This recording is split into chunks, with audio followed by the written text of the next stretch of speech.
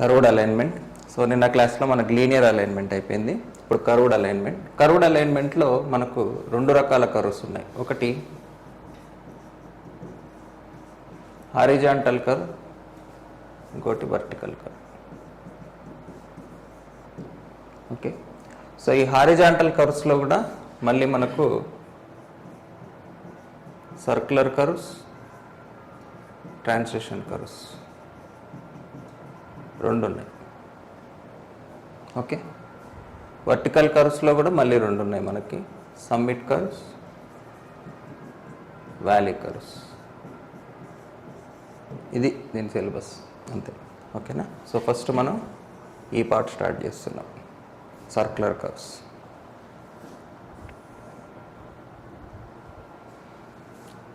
So ఈ circular curve అనేది horizontal curve, vertical కాదు. మనం ఇప్పుడు స్టడీ చేసేది హారిజాంటల్ కర్వ్ అంటే అర్థమైంది కదా. ఇప్పుడు మీరు రోడ్ మీద వెళ్తే అట్లా ఒక రోటరీ అట్లా తిరిగినారంటే అది సర్క్యులర్ కర్వే. హారిజాంటల్ అంటే ప్లాన్లో చూస్తే మనకు కర్వ్ కనిపించాలి, అది హారిజాంటల్ కర్వ్ అంటే. ఓకే, సో ఇలా ఒక వెహికల్ మనకు సర్క్యులర్ కర్వ్లో వెళ్ళేటప్పుడు దాని మీద ఏ ఏ టైప్ ఆఫ్ ఫోర్సెస్ ఉంటాయి? ఒకటి దాని మీద సెంట్రిఫ్యూగల్ ఫోర్స్ ఉంటుంది, దీన్ని P అని రిప్రజెంట్ చేద్దాం. ఓకేనా, తర్వాత డౌన్వర్డ్కి వెయిట్ ఉంటుంది, అంతేనా. నెక్స్ట్ ఈ వీల్స్ దగ్గర రియాక్షన్ ఉంటుంది, RA RB. నేను మీకు చూపించేది ఫ్రంట్ వ్యూ. ఫ్రంట్ వ్యూ అంటే హెడ్ లైట్స్ ఉన్నాయి ఇక్కడ, రైట్. ఇది మీకు కనపడే వ్యూ అర్థం కావడం కోసం. ఓకే, ఇలా వస్తుంది వెహికల్. ఓకేనా, సో వెహికల్ ఇలా వస్తుంది. ఇలా వస్తున్నప్పుడు సెంట్రిఫ్యూగల్ ఫోర్స్ ఎలా ఉందంటే కర్వేచర్ ఎటు ఉన్నట్టు, ఇటు ఉన్నట్టు. సెంట్రిఫ్యూగల్ ఇటు పెట్టే కాబట్టి కర్వ్ ఇటు ఉంది, ఎందుకంటే సెంట్రిఫ్యూగల్ ఫోర్స్ యాక్ట్స్ అవే అవుట్వర్డ్, అంటే కర్వ్ ఇలా ఉంది అని. ఓకే, సో ఇలా ఉన్నప్పుడు మనకి ఇటువైపు ఉంటుంది సెంట్రిఫ్యూగల్ ఫోర్స్ అనేది. ఓకేనా, ఇప్పుడు మనకు అలాంగ్ ది లెంత్ ఏదైతే ఫ్రిక్షన్ ఉందో నిన్న క్లాస్లో మనం డిస్కస్ చేసుకుంది,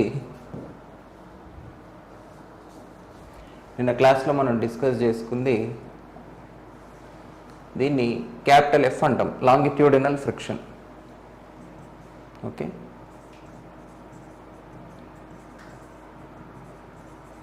సిమిలర్గా along the cross section, okay, క్రాస్లో వైపు ఉన్నదాన్ని లేటరల్ ఫ్రిక్షన్ అంటారు. ఓకే, సో లాంగిట్యూడినల్కి F ఆల్రెడీ యూజ్ చేసాం కాబట్టి దీనికి μ1 పెట్టుకోండి, ఏదైనా F అయినా పెట్టుకోండి మీకు గుర్తుంటే నో ప్రాబ్లం. రెండు వేరని మాత్రం గుర్తుండాలి అంతే. ఓకే, సో ఇలా ఈ ఫోర్స్ యాక్ట్ చేస్తున్నప్పుడు ఇది స్లైడ్ అవ్వకుండా ఉండాలి అంటే దీన్ని కాపాడేది ఈ లాంగిట్యూడినల్ ఫ్రిక్షనే, సరే లేటరల్ ఫ్రిక్షనే.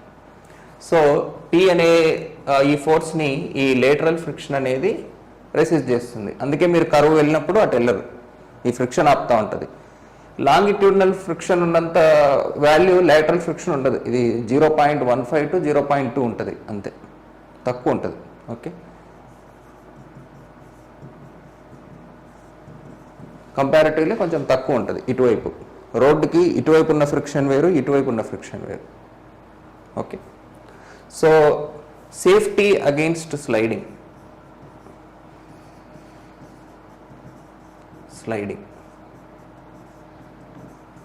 ఉండాలి అంటే ఈ రెసిస్ట్ చేసే ఫోర్స్ ఏంటి మనకి, mu into W weight. This should be greater than P, greater than or equal to P, critical condition తీసుకో. సో దీన్ని బట్టి మనం ఏం చెప్పచ్చు, P/W should be less than or equal to coefficient of lateral friction. Okay, ఇది slide అవ్వకుండా ఉండడానికి condition. Okay, next ఇంకొక కేసు ఉంది. ఇప్పుడు దీన్ని ఒక సింప్లీ సపోర్టెడ్ బీమ్ అనుకోండి. ఎందుకంటే ఈ లోడ్ ఏదైతే ఉందో ఇది ఈ 2 వీల్స్ దగ్గర నుంచి వెళ్తుంది లోడ్, రైట్. సో దీన్ని ఒక సింప్లీ సపోర్టెడ్ బీమ్ అనుకుంటే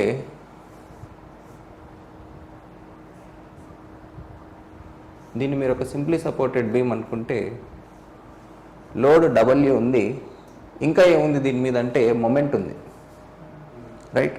హారిజాంటల్ ఫోర్స్ పి ఉంది, అంటే ఇప్పుడు ఇది జస్ట్ ఒక లింక్ ఉన్నట్టు అనుకోండి. సో ఈ పీని ఇక్కడికి షిఫ్ట్ చేస్తే మొమెంట్ యాడ్ అయిపోతుంది.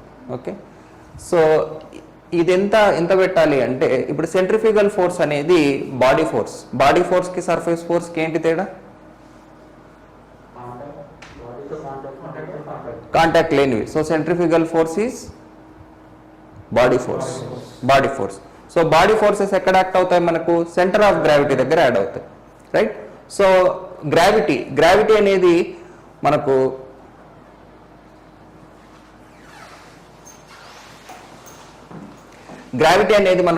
బాడీ ఫోర్సా సర్ఫేస్ ఫోర్సా?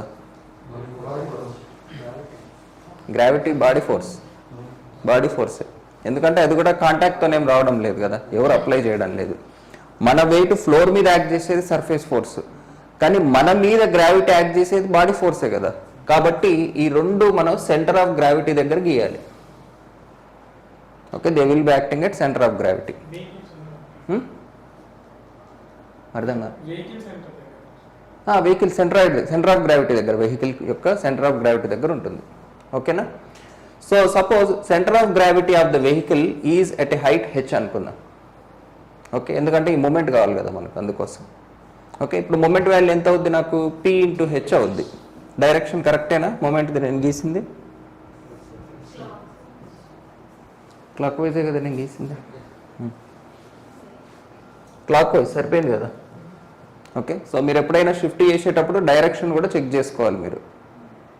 ఓకేనా, క్లాక్ వైజేనా? ఓకే, ఇప్పుడు ఇది కండిషన్, రైట్. అసలు ఒక వెహికల్ ఎందుకు ఓవర్ టర్న్ అవుతుంది అనేది మీరు ఏ బుక్లో చూసినా సరే మొమెంట్ ఈజ్ ఈక్వల్ టు 0 అని ఇట్లాంటి కండిషన్లు వేస్తూ ఉంటారు చాలా చోట్ల. అది 100% రాంగ్ కండిషన్ నన్ను అడిగితే. అంటే మొమెంట్ 0 ఉండదు అని నేను అనడం లేదు, కానీ ఆ అప్రోచ్ తప్పు అంట నేను.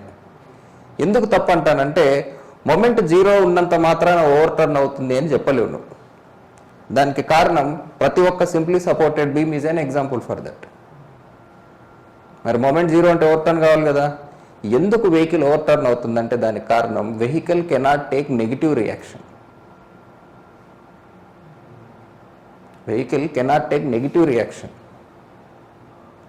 ఇప్పుడు మనము కిందికి ఒక డబ్ల్యూ వెయిట్ ఉంది, రైట్. డబ్ల్యూ వెయిట్ మనం లిఫ్ట్ కంటే ఎక్కువ వెయిట్ మనం లిఫ్ట్ చేస్తే వెహికల్ పైకి వచ్చేస్తుంది, కానీ బీమ్ పైకి రాదు. It gives negative reaction. పైకి రావాల్సిన రియాక్షన్ కిందికి వస్తుంది. ఇలా వెహికల్ కిందికి వచ్చే రియాక్షన్ పిన్ కనెక్షన్ లేదు దీనికి, కాబట్టి ఇది నెగిటివ్ రియాక్షన్ ఇవ్వగలిగింటే నెగిటివ్ రియాక్షన్ ఇచ్చేది. సో వెహికల్ అనేది ఎప్పుడు పాజిటివే తప్ప నెగిటివ్ ఇవ్వలేదు. ఇదే విషయం నేను గ్రావిటీ డ్యామ్స్లో కూడా చెప్పిన. మనం moment at toe is equal to 0 ఎందుకు తీసుకుంటామని. కరెక్ట్ అప్రోచ్ ఏంటి దానికి అంటే నెగిటివ్ రియాక్షన్ రాదు. అంటే దీన్ని సింప్లీ సపోర్టెడ్తో ఎవరు కంపేర్ చేయరు, బట్ మీరు నిజంగా ఫీల్ అవ్వాలి అంటే అదే కరెక్ట్ అప్రోచ్ నా వరకు. ఓకే, సో ఇప్పుడు అబౌట్ దిస్ ఇది రొటేట్ కావాలి, అంతేనా? ఇప్పుడు ఇలా ఉంది కదా, ఇలా రొటేట్ కావాలి, అంతేనా? కరెక్ట్. సో అంటే ఇది 0 కావాలి ఆర్ నెగిటివ్ కావాలి. అర్థమవుతుందా? Right. So RA should be, అంటే ఇట్ డిపెండ్స్ ఆర్ఏ నా నువ్వు ఈ పీ వాల్యూ ఎటు గీసావు అనే దాన్ని బట్టి ఉంటుంది. ఫైనల్గా రిజల్ట్ అదే వస్తుంది. ఈ సిచ్యువేషన్లో ఇది ఇలా రొటేట్ అవుతుంది కాబట్టి దీని వాల్యూ కనుక్కోవాలి మనం. Okay, so to avoid over turn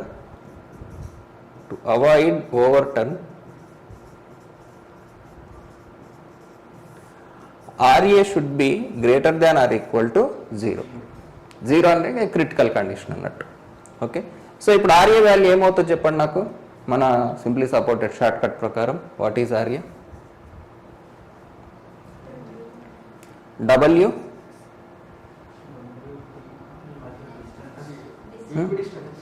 ఇది సెంటరే కదా, ఇది RB.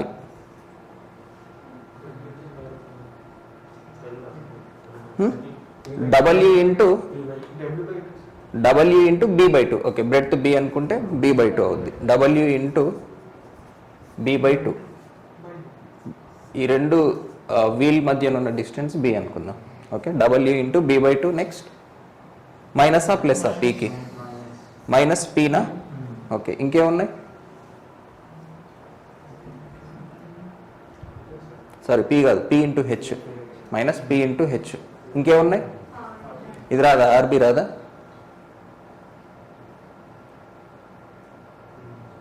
ఆర్బీ రాదా? ఇప్పుడు ఆర్ఏ క్యాలిక్యులేట్ చేయాలంటే ఏంటి ప్రొసీజర్ చెప్పండి నాకు. ఓకే, షార్ట్కట్లో చెప్తున్నారా మీరు? Okay, so total loads into distance to the opposite support minus moments divided by distance between the supports. Okay, మీరు మొమెంట్ ఈజ్ ఈక్వల్ టు 0 చేస్తే ఆర్బీ అని ఏదైనా ఒకటే ఫైనల్గా is greater than or equal to 0 as per our short cut. Okay, so దీని నుంచి మనకి ఏం కండిషన్ వస్తుంది చూడండి. P by W should be less than or equal to B by 2H. అంతేనా? సరిపోయిందా? మీరు వేరే బుక్స్లో చూసినా కూడా ఇదే ఉంటుంది, ఫైనల్ రిజల్ట్ ఇదే ఉంటుంది, కానీ ఈ స్టెప్ కంప్లీట్లీ మారిపోతుంది. వాళ్ళు చేసే అప్రోచ్ డిఫరెంట్ అసలు. ఇక్కడ మొమెంట్ ఈజ్ ఈక్వల్ టు 0 చేసి లాస్ట్కి రిజల్ట్ తీసుకొస్తారు. మొమెంట్ ఈజ్ ఈక్వల్ టు 0 అనేది కరెక్ట్ లాజిక్ కాదు నన్ను అడిగితే. ఎందుకు అర్థమైంది కదా? ఎప్పుడు ఓవర్ టర్న్ అవుతుంది అంటే ఎప్పుడు మొమెంట్ 0 అవుతుందో కాదు, ఎప్పుడు రియాక్షన్ నెగిటివ్ అవుతుందో అప్పుడు ఓవర్ టర్న్ అవుతుంది. అది ఏ కారణం వల్ల అయినా కానీ, ఏ కారణం చేత అయినా సరే అది నెగిటివ్ అయింది అంటే ఓవర్ టర్న్ అవుతుంది. రైట్, ఇప్పుడు మనం లిఫ్ట్ చేసాము, 2 నెగిటివ్ అవుతాయి, అప్పుడు లిఫ్ట్ అయిపోతుంది అనమాట. ఓవర్ టర్న్ కావాలంటే 1 నెగిటివ్ అయితే సరిపోతుంది. ఏ కారణం వల్ల ఇది పాజిటివ్ అది నెగిటివ్ అయింది అనుకో, ఆటోమేటికల్లీ ఈ మూమెంట్ దాన్ని రొటేట్ చేసేస్తుంది. అది యాక్చువల్గా జరిగేది. Okay, so to avoid overturn the condition is P by W less than or equal to B by 2H, P by W less than or equal to mu. Okay, so ఇందులో వీటికి ఒక పేరు ఉంది. P by Wని impact factor అంటారు, impact factor. అలానే B by 2Hని stability factor అంటారు, stability factor. Okay, అంటే మీకు ఎగ్జామ్లో డైరెక్ట్ ఫైండ్ ఇంపాక్ట్ ఫ్యాక్టర్ అంటాడు, అదేంటో మీకు తెలియాలి. ఫైండ్ స్టెబిలిటీ ఫ్యాక్టర్ అంటాడు. ఓకే, సో ఈ స్టెబిలిటీ ఫ్యాక్టర్ని మనం అబ్జర్వ్ చేస్తే ఎప్పుడు ఒక వెహికల్ కర్వ్స్లో స్టేబుల్గా ఉంటుందంటే దానికి ఎప్పుడు బి ఎక్కువ ఉంటే అప్పుడు స్టేబుల్గా ఉంటుంది. సో మీరు ఎప్పుడైనా ప్రీమియం కార్స్ చూడండి, బి ఎక్కువ ఉంటుంది, దానికి హెచ్ తక్కువ ఉంటుంది. స్పోర్ట్స్ కార్స్ తీసుకోండి, ఎక్కువ స్పీడ్ ఒకటి డిజైన్ చేసినారు అంటే దానికి హెచ్ ఖచ్చితంగా తక్కువ ఉండాలి. ఓకేనా? సో మరి స్పీడ్కి ఏంటి రిలేషన్ అనేది చూద్దాం. ఇప్పుడు సెంట్రిఫ్యూగల్ ఫోర్స్ ఫార్ములా ఏంటి? mv²/r. ఎంని W/G అని రాసుకోవచ్చు. అంతేనా? దీన్ని తీసుకెళ్ళి ఇక్కడ పెడదాం. స్పీడ్కి దానికి రిలేషన్ ఏమొస్తుందో చూద్దాం. WV²/GR ఇంటూ W, కింద ఉన్న W less than or equal to B/2H. W cancel చేయండి. V²/GR should be less than or equal to B/2H. So మీరు ఇంపాక్ట్ ఫ్యాక్టర్ క్యాలిక్యులేట్ చేయాలంటే డైరెక్ట్ V²/GR కూడా క్యాలిక్యులేట్ చేయొచ్చు ఒకవేళ స్పీడ్ ఇస్తే. ఓకే, సో మీరు ఎక్కువ స్పీడ్కి డిజైన్ చేయాలి అంటే బి ఎక్కువ ఉండాలి, హెచ్ తక్కువ ఉండాలి. Sports car is a example. ఏది హై స్పీడ్కి డిజైన్ చేసినా సరే దానికి హైట్ తక్కువ ఉంటుంది. మీరు గమనించండి, ఎప్పుడైనా గమనించండి. దానికి మెయిన్ రీజన్ ఇదే. లేదంటే మీరు కరువులో ఫాస్ట్గా తిరిగితే అటు పడిపోతారు సెంట్రిఫ్యూగల్ ఫోర్స్ వల్ల. ఓకేనా? Next, okay, stability about sliding చూసినాం, ఓవర్ టర్న్ చూసినాం. ఒకవేళ రెండు ఫెయిల్ అయితే, if P/W is greater than F and P/W is greater than B/2H, ఇప్పుడు ఇది స్లైడ్ అవుద్దా, ఓవర్ టర్న్ అవుద్దా ఇట్లా అడుగుతారు. రెండిట్లోనూ ఫెయిల్ అవుతుంది. మరి ఫస్ట్ ఏది జరుగుతుంది అంటే ఇక్కడ ఈ రెండింటిని కంపేర్ చేయాలి ఇప్పుడు. Okay, so suppose sufficient friction ఉందనుకో, ఇది స్కిడ్ అవ్వదు, అంటే ఎఫ్ ఎక్కువ ఉంటే. ఈ ఎఫ్ అంటే న్యూ నా ఉద్దేశం, lateral friction. Okay, so F is greater than B/2H ఉందనుకో, ఇది స్లైడ్ అవ్వదు, డైరెక్ట్ ఓవర్ టర్న్ అయిపోతుంది. Directly over turn. అదే F less than B by 2h ఉందనుకో, స్లైడ్ అండ్ దెన్ ఓవర్టర్న్. ఇది ఫెయిల్యూర్ జరిగే ఫినామినా. రెండు ఫెయిల్ అయితే స్లైడ్ అయి ఓవర్టర్న్ అవుతుంది, లేదా డైరెక్ట్ ఓవర్టర్న్ అయిపోతుంది సఫిషియంట్ ఫ్రిక్షన్ ఉంటే. ఓకే, సో అప్పుడు ఈ రెండింటికి కంపేర్ చేసుకోవాలి మనం. రెండు గ్రేటర్ ఉంటాయి, ఏదో ఒకటి ఉంటే అదే ఇది, అందులో డౌట్ ఏం లేదు. ఒకవేళ రెండు P/W కంటే ఎక్కువే ఉంటే అప్పుడు ఈ రెండింటిని కంపేర్ చేసి మనం ఫెయిల్యూర్ని డిసైడ్ చేయాలి. ఏదో ఒకటే ఉంటే నో ప్రాబ్లం, డైరెక్ట్ ఆన్సర్ వస్తుంది. రెండు ఉన్నప్పుడు అడుగుతారు వాళ్ళు, అప్పుడు మనం ఇలా చేసుకోవాలి. క్లియరా? ఓకే, చాలా ఇంపార్టెంట్. ఇది కూడా ఇంపార్టెంట్. అన్నీ ఇంపార్టెంటే, డెరివేషన్స్ ఏం అవసరం లేదు, ఫైనల్ రిజల్ట్ మాత్రం చాలా ఇంపార్టెంట్.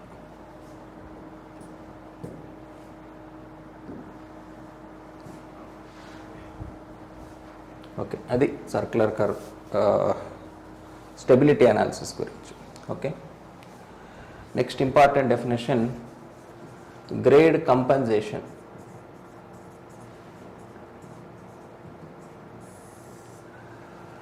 గ్రేడ్ కంపెన్సేషన్ ఎప్పుడైనా సరే మీరు ఒక స్ట్రైట్ లైన్ లీనియర్ అలైన్మెంట్ వెళ్తూ ఉన్నారు, సడన్గా ఒక కర్వ్డ్ అలైన్మెంట్ వచ్చింది. కర్వ్డ్ అలైన్మెంట్ వచ్చినప్పుడు దీనికి సపోజ్ మీరు రూలింగ్ గ్రేడియంట్ మెయింటైన్ చేస్తున్నారు అనుకుందాం, రైట్? ఇప్పుడు ఒక కర్వ్ వచ్చింది, కర్వ్ కన్స్ట్రక్ట్ చేసేటప్పుడు ఈ రూలింగ్ గ్రేడియంట్ని యాజ్ ఇట్ ఈస్ ఫాలో అవ్వచ్చా అంటే ఫాలో అవ్వకూడదు. ఎందుకంటే మీరు కర్వ్ వచ్చినప్పుడు ఆ గ్రేడియంట్ని కొంచెం తగ్గించాలి. అంటే మీరు ఈ స్లోప్తో ఇట్లా డిజైన్ చేసినారనుకో, ఒక సర్క్యులర్ కర్వ్ మిమ్మల్ని ఒకటి టచ్ అయింది, అప్పుడు ఏం చేయాలి? ఆ గ్రేడ్ని తగ్గించాలి. అంటే ఆ గ్రేడియంట్ తగ్గుతుంది, ఆ స్లోప్ తగ్గుతుంది. అర్థమవుతుందా? సో దీన్ని గ్రేడ్ కంపెన్సేషన్ అంటారు అనమాట. ఓకే, సో ఇలా ఒక సర్క్యులర్ కర్వ్ ఉంది, రైట్? ఈ సర్క్యులర్ కర్వ్ కూడా గ్రేడియంట్ ఉంటుంది, ఆబ్వియస్లీ రైజ్ అవ్వాలి కదా, అది కూడా. దీనికి కూడా గ్రేడియంట్ ఉంటుంది. రూలింగ్ గ్రేడియంట్ ఎంత ఉందో దానికి కొంచెం తక్కువ గ్రేడియంట్లో ఇంక్రీజ్ అవుతుంది. దీన్నే గ్రేడ్ కంపెన్సేషన్ అంటారు అనమాట. ఓకే, సో ఇది మరీ పెద్ద రేడియస్లో ఉన్న చిన్న రూలింగ్ గ్రేడియంట్లో ఉన్న పెద్దగా పట్టించుకోరు అంటారు. అంటే మన IRC కోడ్లో కూడా ఉంది. బట్ స్టిల్ ఎగ్జామ్లో మాత్రం కన్సిడర్ చేసి ఆన్సర్లు ఇస్తున్నారు. ఇప్పటివరకు అన్నిట్లో చూసాను నేను, గేట్లో కానీ AWEలో కానీ అన్నిట్లో ఇస్తున్నారు మెన్షన్. అంటే మామూలుగా హయ్యర్ రేడియస్కి మనకు పెద్ద అవసరం ఉండదు, ఆర్ స్మాల్ గ్రేడియంట్కి కంపెన్సేట్ చేయాల్సిన అవసరం ఉండదు. కానీ ఎగ్జామ్లో కంపెన్సేటెడ్వే వస్తున్నాయి ఆన్సర్లు. సో మీరు డిఫాల్ట్గా కంపెన్సేటెడ్వే పెట్టండి ఆన్సర్స్, నో ప్రాబ్లం. ఓకేనా? సో ఇది రూలింగ్ గ్రేడ్ కంపెన్సేషన్ అంటే. దీనికి ముందు ఇంకొక విషయం, అసలు ఈ కంపెన్సేషన్ అనేది ఎందుకు చేయాలి అంటే ఫస్ట్ మీకు ట్రాక్షన్ ఫోర్స్ గురించి తెలియాలి. ట్రాక్షన్ ఫోర్స్ అంటే తెలుసు కదా, వెహికల్ అప్లై చేసే ఫోర్స్. దీంట్లో కర్వ్ వల్ల ఒక రెసిస్టెన్స్ వస్తుంది. బేసిక్గా రూలింగ్ గ్రేడియంట్ అనేది మనం ఎట్లా డిజైన్ చేస్తాం? వెహికల్ యొక్క ట్రాక్షన్ ఫోర్స్తోనే, రైట్? అయితే కర్వ్ వల్ల వెహికల్కి ఒక రెసిస్టెన్స్ వస్తుంది, రైట్? దీన్ని కర్వ్ రెసిస్టెన్స్ అంటారు, which is calculated by t into 1 minus cos theta. Okay, and theta అనేది నువ్వు టర్న్ అయిన యాంగిల్. ఓకే, సపోజ్ అది 0 పెట్టండి, t వస్తుంది అనమాట. ఓకే, నెక్స్ట్ రిమైనింగ్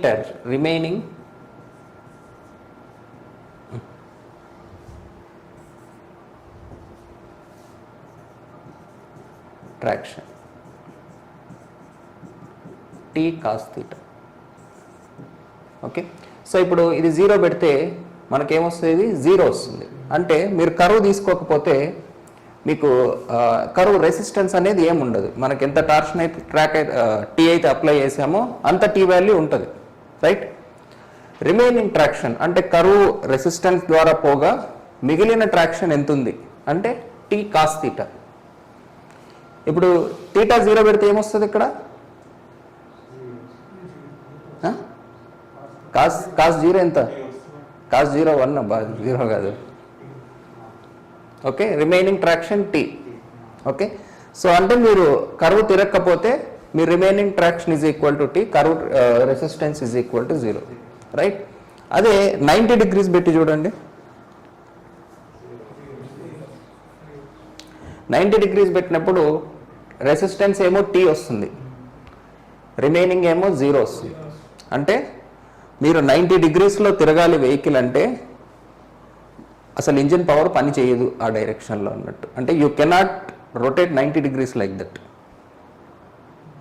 ఇలా ఉన్న వెహికల్ ఇలా రాదనమాట, టప్ అని, అది దాని అర్థం. సో మీరు తిరిగే యాంగిల్ని బట్టి మీ ఇంజిన్ పవర్ తగ్గిపోతుంది, ఆ ట్రాక్షన్ ఫోర్స్ అనేది తగ్గిపోతుంది కర్వ్ వల్ల. సో ట్రాక్షన్ ఫోర్స్ తగ్గింది కాబట్టి ఆబ్వియస్లీ గ్రేడియంట్ కూడా తగ్గాలి, ఎందుకంటే gradient is depend on the traction force. So centrifugal వల్ల, ఫ్రిక్షన్ వల్ల కాదు. నువ్వు స్మూత్ సర్ఫేస్ మీద వెళ్ళినా కూడా కర్వ్ తీసుకున్నావు అంటే నీకు రెసిస్టెన్స్ పోతుంది. అంటే నువ్వు స్ట్రైట్గా ఒక పవర్తో పరిగెత్తగలిగితే కర్వ్లో అంత పవర్తో అంత ఫాస్ట్గా పరిగెట్టలేవు కర్వ్లో. ఇప్పుడు నీకు ఒక సర్కిల్లో రౌండ్ వేయమన్నారు, ఒక రౌండ్ తిరగమన్నారు, రైట్, ఇట్లా ఒక రౌండ్ తిరగమన్నారు, నీకు ఒక P అనే పవర్ ఉంది. ఈ రెండిట్లో నువ్వు స్పీడ్ కంపేర్ చేస్తే ఇక్కడ స్లోగా పరిగెడతావు, నీకున్న పవర్ అదే, కానీ కర్వ్ రెసిస్టెన్స్ అనేది ఒకటి పడుతుంది మన మీద. సో మీరు ఇక్కడ మెయింటైన్ చేసిన స్పీడ్ ఇక్కడ మెయింటైన్ చేయలేరు అదే పవర్ ఇచ్చినా కూడా.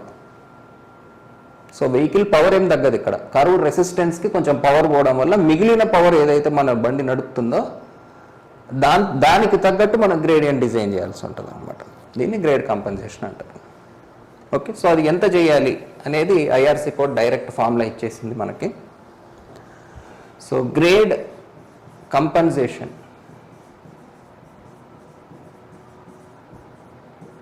Is equal to 30 + R/R. యాక్చువల్గా IRC కోడ్ ఒకటే ఫార్ములా ఇచ్చింది మనకి, 30 + R/R అని. అయితే అక్కడ ఒక కండిషన్ పెట్టింది, షుడ్ నాట్ ఎక్సీడ్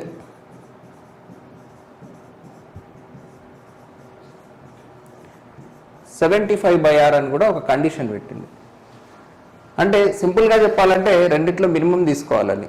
నేను ఎందుకు ఇట్లా చెప్తున్నా అనే దానికి ఒక కారణం ఉంది, ఎందుకో చెప్తాను. సో రెండిట్లో మినిమం తీసుకోవాలి, అంతే కదా. రెండిట్లో మినిమం తీసుకోవాలంటే అసలు ఇది ఎప్పుడు తక్కువ వస్తుంది అనేది చూద్దాం. So 30 + R/R is less than 75/R ఉంటే నువ్వు డైరెక్ట్ ఇది క్యాలిక్యులేట్ చేసుకుంటే సరిపోతుంది, ఎందుకంటే రెండిట్లో మినిమం తీసుకోమంటున్నాం కాబట్టి, రైట్. సో ఎంత అవుద్ది చెప్పండి, ఇది 30/R + 1 should be less than 75/R. సరే ఆర్ డైరెక్ట్ క్యాన్సిల్ చేసేయచ్చు కదా, ఆర్ డైరెక్ట్ క్యాన్సిల్ చేసేయచ్చు. So that implies R is less దాన్ 45, అంతేనా. ఓకే,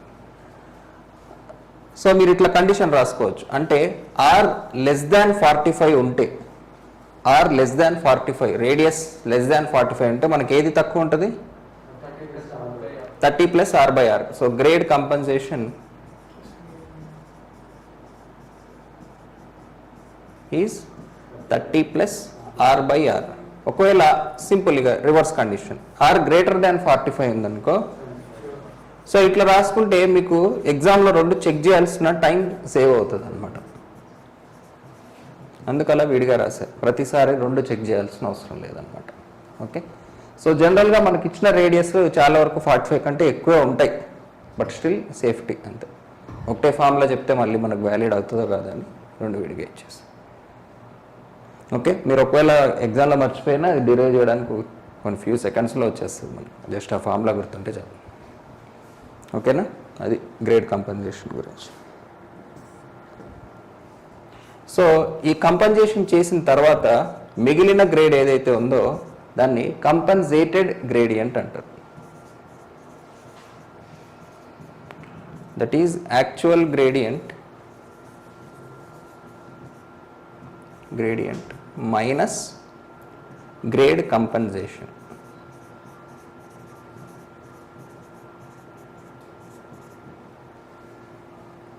ఓకే, సో ఎంత తగ్గించాము, యాక్చువల్ గ్రేడియంట్లో నుంచి తగ్గిస్తే మిగిలింది అంటే మనం డిజైన్ చేయాల్సిన గ్రేడియంట్ ఇది, కంపెన్సేటెడ్ గ్రేడియంట్. సో క్వశ్చన్ క్లియర్గా చదవండి, గ్రేడ్ కంపెన్సేషన్ అడుగుతున్నారా, కంపెన్సేటెడ్ గ్రేడియంట్ అడుగుతున్నారా అని. రెండు వేరే words. Okay, so simple. R value 45 కంటే ఎక్కువ తక్కువ చెక్ చేసుకుంటే సరిపోతుంది. ఓకే, సో మనం ప్రీవియస్ చూస్తే మనకి మీకు తెలిసిపోతుంది ఏ ఫామ్లో ఎక్కువ యూజ్ అవుతుంది అనేది. జనరల్గా 45 కంటే తక్కువ అనేది చాలా రేర్. ఇంకో విషయం, ఇప్పుడు మీరు బేసిక్గా ఒక సర్కిల్ గీయాలంటే ఎలా గీస్తారు చెప్పండి?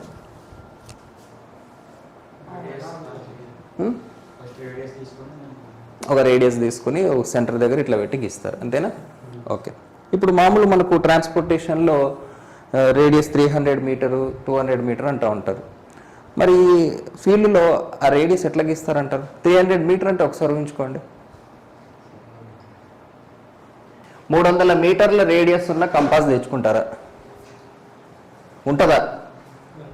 ఒకవేళ ఉన్నా దాన్ని ఎవడైనా పట్టుకొని గీయగలడా? మరి ఎట్లా గీస్తారంటావు సైట్లో? థ్రెడ్డా? 300 మీటర్లా?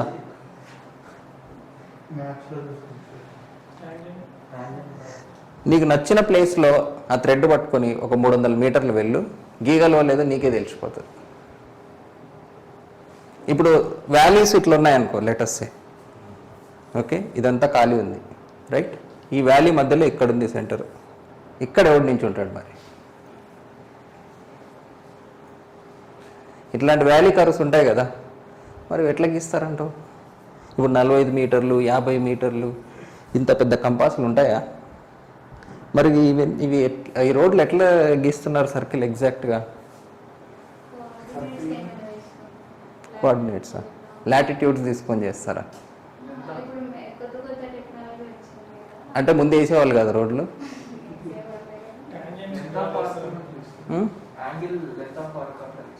ఓకే, ఉంది, లెంత్ ఆఫ్ ఆర్క్ ఉంది. ఉంటే కర్వ్ ఎలా గీస్తావు? లెంత్ తెలుసు నీకు. ఎక్కడ?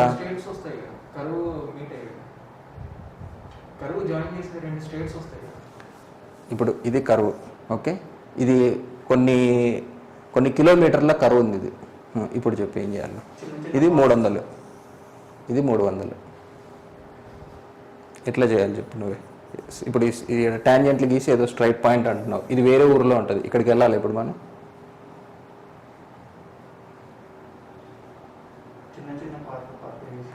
ఎట్లా ఆ పార్ట్ ఎట్లా గీయాలి?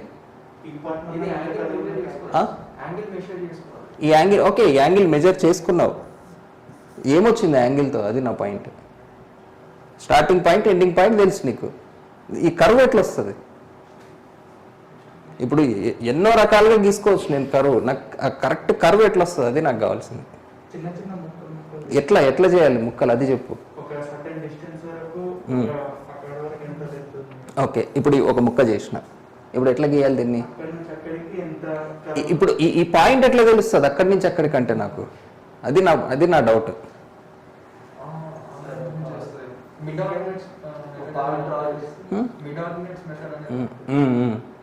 దీనికి ఏం చేస్తారంటే, యాక్చువల్గా కర్వ్ సెట్టింగ్ అనేది ఒక టాపిక్ మీకు లేదు, అది సిలబస్లో ఐఏఎస్ వాళ్ళకు ఉంది. ఏం చేస్తారంటే, నువ్వు చెప్పిన పాయింట్ కరెక్టే, ముక్కలు చేయాలి. ముక్కలు చేసి length of the curve, length of the card తీసుకుంటారు. సో ఈ రెండు మ్యాచ్ అయ్యే పాయింట్ దొరుకుతుంది మనకి. అట్లా చాలా మెథడ్స్ ఉన్నాయి మనకు, మిడ్ ఆర్డినేట్ మెథడ్ అని, అట్లా రకరకాల మెథడ్స్ ఉన్నాయి. వాటిలో ముక్కలు చేసి ఈ length of the card, length of the ark, ఈ యాంగిల్స్ని బట్టి చిన్నగా ప్రొసీడ్ అవుతూ చేసుకుంటారు అనమాట. అది మీరు కర్వ్ సెట్టింగ్ అనే టాపిక్ నిజంగా చదివిన తర్వాత అది ఎందుకు చేసినారో కూడా మీకు తెలియదు. అంటే ఫీల్ అవ్వరు చాలామంది. కర్వ్ సెట్టింగ్ ఇది మెథడు ఇంతే, అది ఎందుకు చేస్తున్నారు, ఏం జరుగుతుంది, అసలు ఈ మెథడ్ ఎందుకు కనిపెట్టారు అని ఆలోచిస్తే తెలుస్తుంది. ఇది ఎవరు మీకు ఇట్లా స్టార్ట్ చేయరు. ఇది కర్వ్ సెట్టింగ్, దానికి మెథడ్లు ఏమున్నాయి, లాస్ట్కి అది ఎందుకు చేస్తున్నారో ఎవరికి తెలియదు. అది గుర్తుండవు, రెండు గుర్తుండవు. అది ఇప్పుడు హై రేడియస్ అని చెప్పినప్పుడు గుర్తొచ్చింది నాకు. Okay, next important topic super elevation. One of the most repeated topic ఇది ఎగ్జామ్స్లో, super elevation. So super elevation అనగానే ఎలివేషన్కి జనరల్గా యూనిట్స్ ఏముంటాయి? మీటర్స్ ఎంఎం ఏవో ఒకటి ఉంటాయి. కానీ ట్రాన్స్పోర్టేషన్కి వచ్చేసరికి హైవేలో సూపర్ ఎలివేషన్కి యూనిట్స్ లేవు, రైల్వేలో యూనిట్స్ ఉన్నాయి. ఇదే చాలా పెద్ద ట్విస్ట్. సేమ్ సూపర్ ఎలివేషన్ని రైల్వే ఇంజనీరింగ్ ఒకలాగా డిఫైన్ చేసింది, హైవే ఇంజనీరింగ్ ఒకలాగా డిఫైన్ చేసింది. ఓకే, ఆ తేడా ఏంటనేది మీకు రైల్వేలో తెలుస్తుంది. ప్రస్తుతానికి హైవేలో ఏమనుకుంటామనేది చెప్తాను. ఓకే, సో బేసిక్గా మనకు స్పీడ్ లిమిట్ అనేది ఒకటి ఉంటుందని ఇందాకే సేఫ్టీ క్రైటీరియాలో మనం డిస్కస్ చేసుకున్నాం. ఆ సేఫ్టీ క్రైటీరియా ప్రకారం మనం క్యాల్కులేట్ చేస్తే మనకు లిమిట్ చేయాల్సిన వెలాసిటీ ఏదైతే ఉందో అది ఎంత ఉంటుందంటే √μ + tan θ డివైడెడ్ బై 1 - μ tan θ వస్తుంది అనమాట. ఓకే, ఇది మన ఐఆర్సీ కోడ్ ఫాలో అయిన ఫార్ములా కాదు, జనరల్గా మనం డిరైవ్ చేస్తే వచ్చే ఫార్ములా. ఐఆర్సీ ఇది తీసుకోదు, అసలు వేరే తీసుకుంటుంది. అది ఎందుకు తీసుకుంటుంది అంటే వాట్ ఐఆర్సీ సేస్ ఈస్ ఈ న్యూ అనేది new tan θ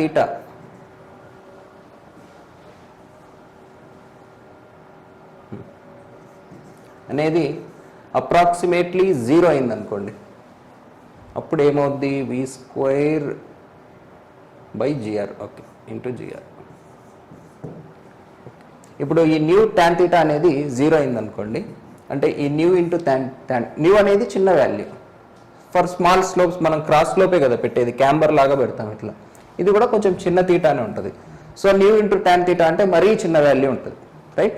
so nu into tan θ తీసుకుంటే మనకు v²/gr న్యూ + tan θ అని వస్తుంది. ఐఆర్సీ దీన్ని అడాప్ట్ చేసుకుంది, బట్ ఇది తప్పు. కానీ మనం అందరం ఫాలో అయ్యేది ఇదే. ఓకే, ఎందుకంటే న్యూ ఇంటూ tan θ అని 0 చేస్తుంది. సో మీరు ఫిజిక్స్లో కాంట్ బ్యాంకింగ్ అనే దగ్గర మీరు నేర్చుకుని ఉంటే ఇది నేర్చుకుని ఉంటారు. నా ఇంటర్లో ఇది విగ్రహ అని ఏదో షార్ట్ కట్ కూడా ఉండేది గుర్తుపెట్టుకోవడానికి, VGRH ఇట్లా ఏదో ఉండేది ఆ ఫార్ములా, కాంట్ బ్యాంకింగ్ దగ్గర ఫార్ములా అట్లా. సో ఈ న్యూ tan θ 0 చేసేస్తే మనకు సింపుల్గా v² are nothing but impact factor. సింపుల్గా చెప్పాలంటే v²/gr is nothing but impact factor, right? IRC కోడ్లో జనరల్గా ఒక చిన్న హింట్ చెప్తాను, మీకు గుర్తుపెట్టుకొని అన్ని చోట్ల పనిచేస్తుంది. ఐఆర్సీ ఒక ఎంప్రికల్ ఫార్ములా ఇచ్చిందంటే VKMPHలో ఉంటుంది. ఐఆర్సీ ఒక ఎంప్రికల్ ఫార్ములా ఇచ్చింది అంటే VKMPHలో ఉంటుంది. ఈ rule starting to ending applicable. నేను ఎంప్రికల్ ఫార్ములా చెప్పిన ఐఆర్సీ ఇచ్చింది అంటే VKMPH చెక్ చేసుకోవాల్సిన అవసరం లేదు ఇంకా మీరు. ఓకే, సరే. సో ఆ రూల్ ప్రకారం ఐఆర్సీ దీనికి ఏం చెప్పిందంటే, ఇక్కడ G ఉంది కదా, సో ఈ Gని Vని KMPHలో కన్వర్ట్ చేసి న్యూ + tan θ v²/127r అని చెప్పింది. ఈ రెండు ఒకటే, ఇక్కడ V ఇన్ KMPH.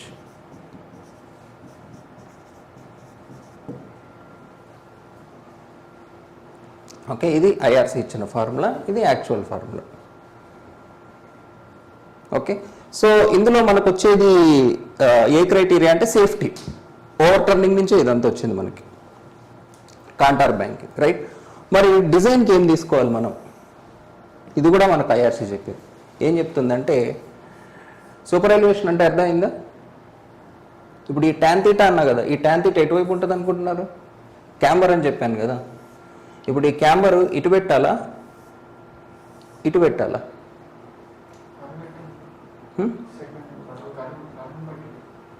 అదే ఇప్పుడు కర్వ్ ఇలా ఉందనుకోండి, స్లోప్ ఎటు వస్తుంది మనకి? ఇటు వస్తుందా? ఇప్పుడు నేను పెట్టింది కరెక్టేనా? కరెక్టే కదా. సో నీకు సెంట్రిఫ్యూగల్ ఫోర్స్ ఇటు వస్తే నీకు వెహికల్ ఇటు ఫాలో అవుతున్నట్టు ఉండాలి, అప్పుడే ఆ రెండు కంపన్సేట్ అవుతాయి నీకు. అర్థమవుతుందా? సో నీకు కర్వ్ ఇలా ఉంటే ఇప్పుడు ఈ స్లోప్ ఎంత పెడుతున్నావో ఇది P/Wని రెసిస్ట్ చేయాలి నీకు. P/Wని రెసిస్ట్ చేసేది ఏంటి అంటే ఒకటి ఫ్రిక్షన్. కానీ రోడ్డుకున్న ఫ్రిక్షన్ మాత్రమే దీన్ని ఆపలేదు, ఎందుకంటే సెంట్రిఫ్యూగల్ ఫోర్స్ చాలా ఎక్కువ వస్తుంది. రోడ్డుకున్న ఫ్రిక్షన్ మాత్రమే ఆపగలిగితే ఇది స్ట్రైట్ పెట్టినా సరిపోతుంది. నీకు డ్రైనేజ్ కావాలంటే పెట్టుకో, కానీ మామూలుగా అయితే రోడ్డుకున్న ఫ్రిక్షన్ మాత్రమే ఆపగలదు దీన్ని, ఇంకా వేరే ఏం అవసరం లేదు. కానీ ఇది ఆపలేదు కాబట్టి ఫ్రిక్షన్ పెంచాలి. ఫ్రిక్షన్ పెంచాలి అంటే అసెండింగ్ గ్రేడియంట్ పెట్టాలా, డిసెండింగ్ గ్రేడియంట్ పెట్టాలా? ఆబ్వియస్లీ అసెండింగ్ గ్రేడియంట్ పెట్టాలి. అసెండింగ్ గ్రేడియంట్ పెట్టాలంటే ఇట్లా పెట్టాలి నేను, ఎందుకంటే ఇది ascending, vehicle is moving in this direction, right? So ఇప్పుడు ఇక్కడ పెరిగింది ఎంత? ఈ ప్లస్ tan θ, రైట్? ఇదే సూపర్ ఎలివేషన్ అంటే. నువ్వు సో ఇక్కడ ట్రాన్స్పోర్టేషన్ ఇంజనీరింగ్లో ఏం చెప్తారంటే, హైవేలో మీరు ఇక్కడ ఎంత యాంగిల్ అయితే ఇచ్చారో ఆ యాంగిలే super elevation, the tan θ is super elevation అంటుంది. ఓకే, దానికి ఒక లిమిట్ ఉంది 0.07 అని, అది తర్వాత చూద్దాం. సో మీకు అదేంటి అనేది తెలియాలి. ఆ tan θ వాల్యూనే సూపర్ ఎలివేషన్. రైల్వే ఇంజనీరింగ్ ఏం చెప్తుంది అంటే, మీరు లిఫ్ట్ చేసినప్పుడు ఇక్కడ ఎంత హైట్ అయితే లిఫ్ట్ చేసినారో అది సూపర్ ఎలివేషన్ అంటది. యాక్చువల్గా రైల్వే ఇంజనీరింగ్లో చెప్పిందే కరెక్ట్. మన చిన్నప్పుడు ఫిజిక్స్లో అన్నిట్లో చదివేది కూడా, కాంట్, బ్యాంకింగ్, వీటన్నిటిలో చేసేది ఇదే. ఒక్క హైవేలో మాత్రం ఈ యాంగిల్ని సూపర్ ఎలివేషన్ అంటారు. అది యాక్చువల్గా కరెక్ట్ సింక్ అవ్వదు. సూపర్ ఎలివేషన్ అనడానికి దాన్ని యాంగిల్తో లింక్ చేయడానికి కరెక్ట్ కాదు, బట్ ఫ్రిక్షన్కి కలపాలని చెప్పి దానికి యూనిట్ లేకుండా చేసినారు. ఇక్కడ ఫ్రిక్షన్ కూడా రోల్ ప్లే చేస్తుంది కదా. సో ఈ ఫ్రిక్షన్ని దీన్ని కలిపి ఎఫెక్ట్ లాగా చూపించాలి అని చెప్పేసి వాళ్ళు దాన్ని సూపర్ ఎలివేషన్ అంటారు అనమాట. ఎలాగో మనం క్యామరా ఇవన్నీ యాంగిల్సే ఉంటాయి కదా మనకు, అవన్నీ సో అట్లా కోరిలేట్ అయిపోతుంది. అందుకు హైవేలో ఇట్లా చేసుకుంటాం అనమాట మనం. ఓకే, ఇది స్లోప్ అర్థమైంది కదా tan θ అంటే ఏంటో. ఓకే, సో దీన్ని సింపుల్గా E plus F is equal to v²/127r అని రాస్తాం. ఈ ఎఫ్ కూడా lateral friction, just for convenience రాస్తున్నా నేను. ఈ tan θ is nothing but E is equal to tan θ. Okay, E max is limited to 0.07. Okay, మామూలు ప్లేన్కి అయితే, హిల్లీ టెరెన్స్ వీటికైతే 0.1 వరకు కూడా వెళ్ళచ్చు.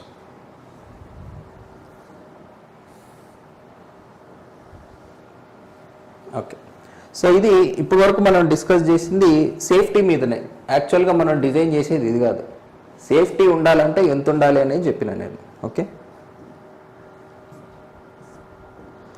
సో యాక్చువల్గా డిజైన్ చేసేటప్పుడు ఏం చేస్తామంటే, డిజైన్ సూపర్ ఎలివేషన్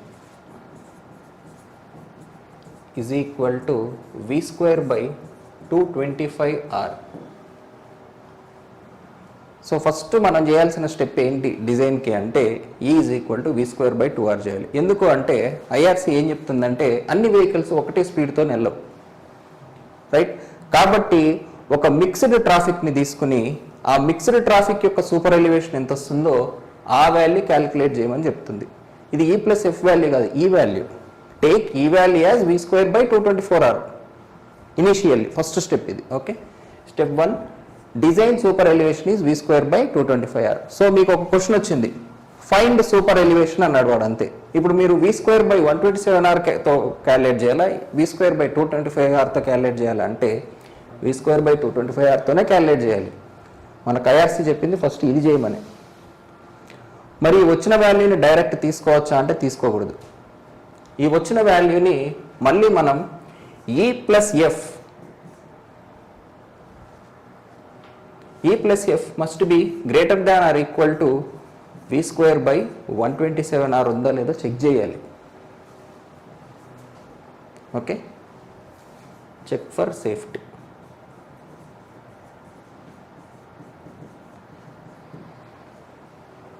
ఓకే, ఒకవేళ ఇందులో సేఫ్టీ రాలేదు, ఈ తగ్గించాలో పెంచాలో ఏదో వచ్చింది మనకి, అప్పుడు ఈ మార్చేస్తాం మనం.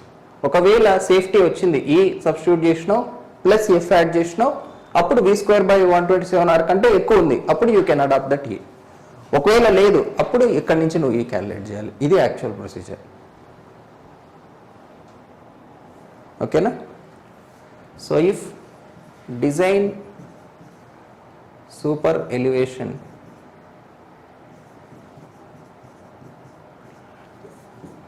derived from mixed traffic by taking v is equal to 0.75v. Cancel చేయొద్దు, ఇటు మళ్ళీ v ఉంది కదా అని. ఓకే, జస్ట్ అర్థం కావడం కోసం చెప్తున్నా. అంటే డిజైన్ స్పీడ్ని 75% తగ్గిస్తారు. అంటే ఒకటి కార్ ఉండొచ్చు, ఒకటి బైక్ ఉండొచ్చు, రకరకాల స్పీడ్లు రకరకాలు వెళ్తాయి కదా. సో డిజైన్ స్పీడ్కి 75%కి డిజైన్ చేస్తాం, డిజైన్ స్పీడ్కి చేయం యాక్చువల్గా మనం. సూపర్ ఎలివేషన్ అనేది డిజైన్ స్పీడ్కి చేయాల్సిన పని లేదు, దాంట్లో 75%కి చేస్తే సరిపోతుంది అని చెప్తుంది ఐఆర్సీ. ఓకే, తర్వాత చెక్ ఫర్ సేఫ్టీ. సో ఈ డిజైన్ సూపర్ ఎలివేషన్ సరే ఇఫ్ ఈ ప్లస్ ఎఫ్ ఈస్ ఈ డిజైన్ అని రాస్తా, ఇప్పుడు క్లియర్ ఉంటుంది. ఇఫ్ ఈ design plus F is greater than or equal to v square by 127r, then E will be E design direct, that is v square by 225r వచ్చేస్తుంది. Okay, ఒకవేళ మనం తీసుకున్న ఈ design plus F less than v square by 127r వచ్చిందనుకో, then E will be v square by 127r minus f. Okay, next limit E max should be equal to 0.07. Okay, so if E is less than E max, if E is greater than E max, then E will be limited to 0.07. ఇది actual procedure. Okay, so మీకు ఏ బుక్లో ఇంత క్లియర్గా ఉండదు, దీనివల్ల చాలామంది confuse కూడా అవుతూ ఉంటారు, అసలు ఏ ఫార్ములా వాడాలి. ఫైండ్ సూపర్ ఎలివేషన్ అంటే ఒక బుక్లో ఏమో ఈ ఫార్ములా ఉంటుంది, ఒక బుక్లో ఏమో ఈ ఫార్ములా ఉంటుంది. ఇందులో ప్లస్ ఎఫ్ వేయకూడదు, v square by 225rలో ఎఫ్ వేయకూడదు, కన్ఫ్యూజ్ అవ్వద్దు. ఓకే, ఇది డైరెక్ట్లీ ఈ ఈజ్ ఈక్వల్ టు ఈ వి ఏంటి కేఎంపిహెచ్.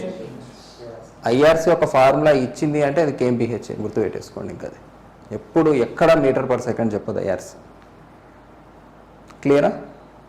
ఇది design method. Next equilibrium super elevation.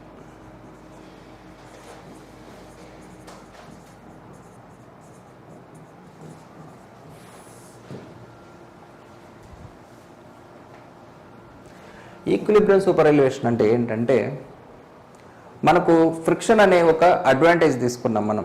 Friction అనే అడ్వాంటేజ్ ఒకటి తీసుకోవడం వల్ల ఏం జరుగుతుంది అంటే, స్లోప్ ఇలా ఉన్నప్పుడు ఏం జరుగుతుంది అంటే, ఇన్నర్ టైర్ అవుటర్ టైర్ల మధ్య ప్రెషర్ యూనిఫామ్గా ఉండదు. ఫ్రిక్షన్ అనే కాంపోనెంట్ తీసుకుంటే అర్థమవుతుందా? సో ఈ ఫ్రిక్షన్ అనే కాంపోనెంట్ తీసుకోవడం వల్ల వెహికల్ ఇలా ఉంటుంది కదా, సో ఇన్నర్ వీల్కి అవుటర్ వీల్కి మధ్య సేమ్ ప్రెషర్ ఉండదు, రైట్? సో సేమ్ ప్రెషర్ ఉండాలి అంటే మొత్తం ఈ సెంట్రిఫ్యూగల్ ఫోర్స్ ఏదైతే ఉందో అది సూపర్ ఎలివేషన్ మాత్రమే రెసిస్ట్ చేయాలి. ఈ ఫ్రిక్షన్ కాంపోనెంట్ వచ్చిందంటే ఇన్నర్ వీల్లో అవుటర్ వీల్లో డిఫరెంట్ ప్రెషర్ వస్తుంది. అంటే ఒక వీల్ మీద ఎక్కువ ప్రెషర్ పడుతూ ఉంటుంది ఫ్రిక్షన్తో నాపితే. మీరు ఫ్రిక్షన్తో నాపితే ఒక వీల్ మీద ఎక్కువ ప్రెషర్, ఒక వీల్ మీద తక్కువ ప్రెషర్ వస్తుంది. సో ఒక సైడ్ ఉన్న వీళ్ళు పోతాయి తొందరగా. ఇది జరిగేది. ఇది జరగకుండా ఉండాలి అంటే ఏం చేయాలంటే, మొత్తం సూపర్ ఎలివేషన్ ద్వారానే సెంట్రిఫ్యూగల్ ఫోర్స్ని ఆపాలి మీరు. అప్పుడు ఈ రెండు ఇట్లా బ్యాలెన్స్ అయిపోతాయి, దాని మీద ప్రెషర్ ఉండదు, right? So to maintain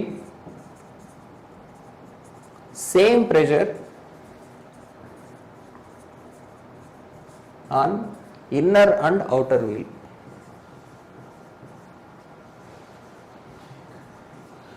outer wheel, equilibrium super elevation is adopted. అంటే ఈ ఏమవుద్ది v square by 127r, simple.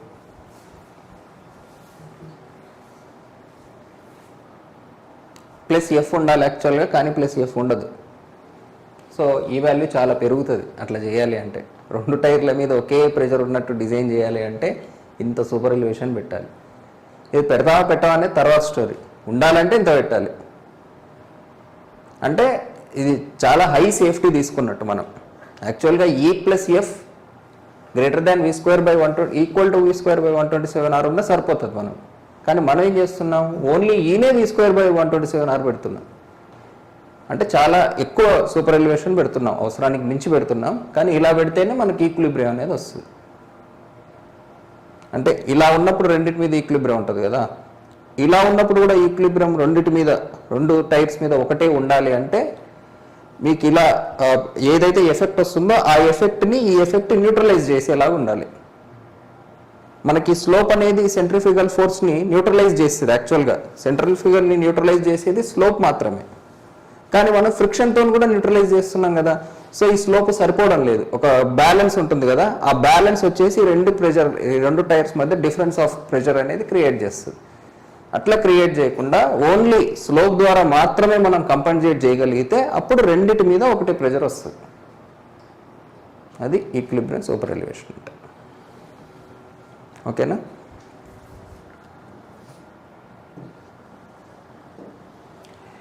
Next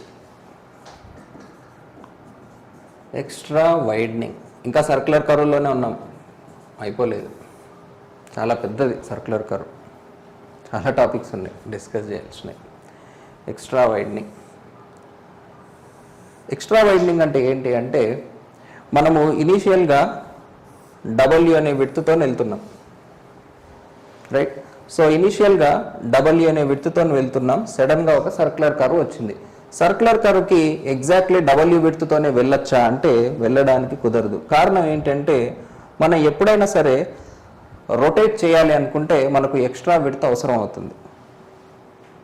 కరెక్టేనా?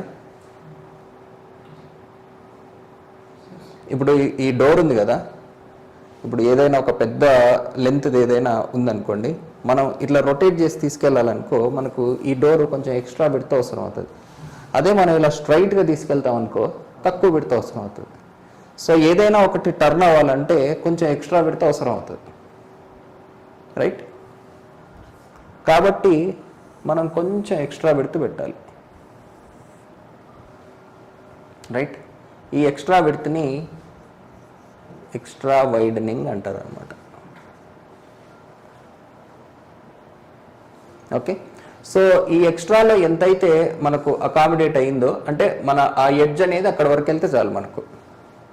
ఓకే, అంటే ఇది మీకు ఒక ఆర్ అనుకోండి, ఇది మీరు R1 అనుకోండి, లేకపోతే ఇది మీరు R2 అనుకోండి, రైట్? ఇది అడాప్ట్ కావాలన్నమాట మనకి. ఈ లెంత్ ఆఫ్ ది వెహికల్ ఏదైతే ఉందో ఈ లెంత్ పెరిగే కొద్దీ మీకు ఇది పెరుగుతూ ఉంటుంది. అర్థమవుతుందని నేను చెప్పింది? కరెక్ట్ ఇందులో ఇరుక్కునేటట్టుంటే చాలు మనకి, రైట్? ఇది ఎగ్జాక్ట్గా మనకి ఎక్స్ట్రా కావాల్సింది, రైట్? అంటే సింపుల్గా చెప్పాలంటే R2² will be equal to మనం తీసుకున్న వెహికల్ యొక్క లెంత్ ప్లస్ R1² అన్నట్టు ఉండాలి. అంటే ఇది హైపాటనస్ లాగా ఉంటుంది అనమాట, 90 degrees. ఇది మనకు ఈ ఎక్స్ట్రా విడ్త్ కాదు. అర్థమవుతుందా? So what is this R1? R1 is nothing but R2 minus మీరు ఎక్స్ట్రాగా పెట్టిన విడ్త్.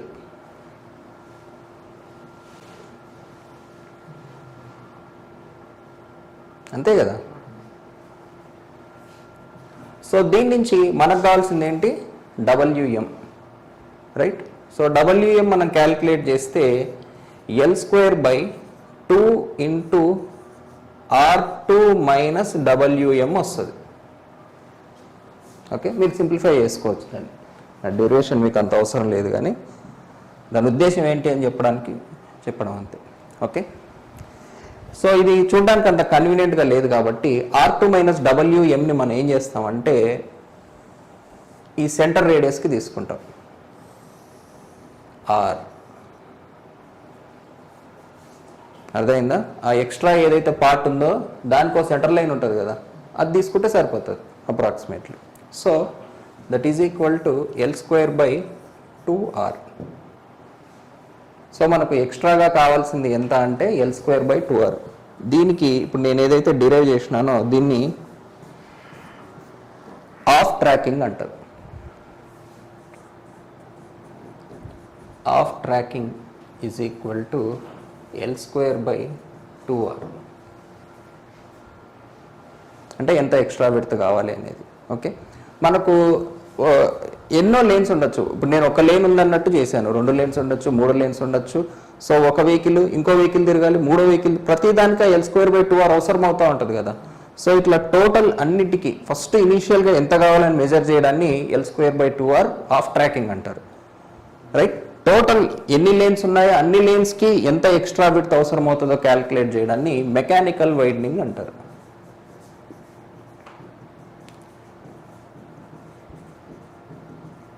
సో ఎన్ని వెహికల్స్ ఉంటే అన్ని. ఇక్కడ ఎల్ వచ్చేసి లెంత్ ఆఫ్ ది వెహికల్, ఒకవేళ ఇవ్వకపోతే మీరు 6 మీటర్ తీసుకోవచ్చు.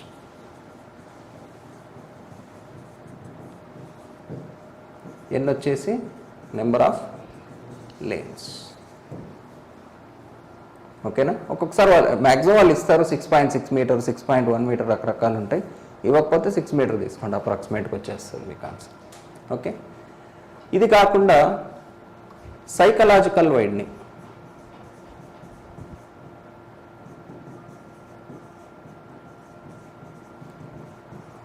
మనము ఎంత మినిమం కావాలో ఎగ్జాక్ట్లీ అలానే డ్రైవ్ చేయడం చాలా కష్టం ఒక స్పీడ్లో వెళ్తున్నప్పుడు. సో సైకలాజికల్ ప్రాబ్లం, ఈ పిఐఈవి థియరీ ఇట్లా చెప్పినా కదా. సో సైకలాజికల్గా కూడా కొంచెం ఎక్కువ తీసుకోవడం మంచిది అని చెప్తుంది ఐఆర్స్. ఓకే. అది ఎంత అంటే V/9.5√R. ఓకే. దీన్ని సైకలాజికల్ వైడనింగ్ అంటారు అనమాట. ఇది జస్ట్ ఎండ్స్లో మాత్రమే మనకు అవసరం కాబట్టి ఇది ఎన్ని లేన్లు ఉన్నా V/9.5√R ఎక్స్ట్రా కావాలి మనకు అటు ఇటు. అర్థమైందా? అదనమాట. So total widening, total extra widening, ఇవి ఏంటి? KMBH. ఐఆర్స్ ఒక ఫార్ములా ఇస్తే అది KMBH. ఒకవేళ నేను మర్చిపోయినా గుర్తుపెట్టేసుకోండి మీరు rule. Okay. So total extra widening will be NL²/2R plus V/9.5√R. So mechanical plus psychological widening చేస్తే మనకు టోటల్ వైడనింగ్ వచ్చేస్తుంది.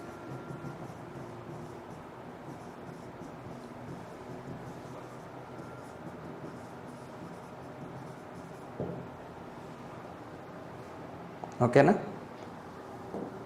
ఏమైనా డౌట్స్ ఉన్నాయా? క్లియర్ కదా?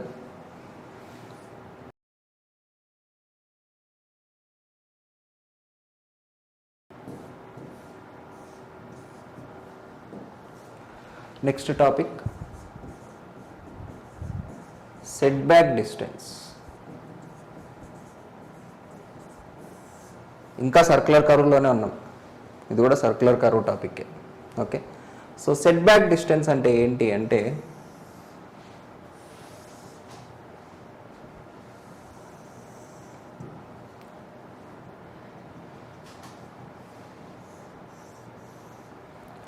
సో ఇది హారిజాంటల్ కర్వ్, వర్టికల్ కాదు.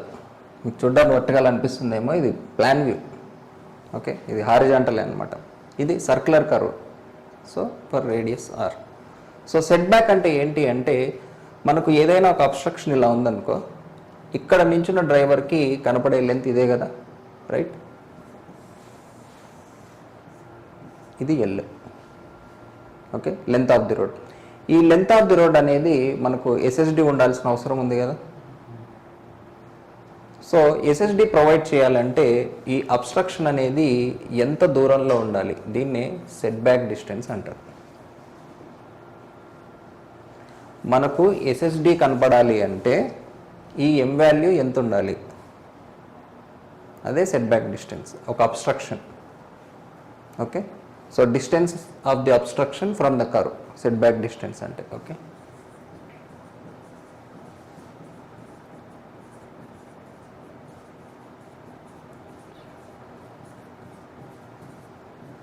From the inner lane, center line of inner lane యాక్చువల్గా మనం తీసుకునేది.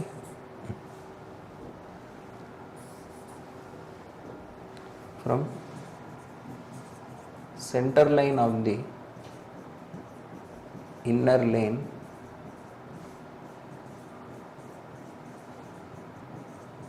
to provide sight distance.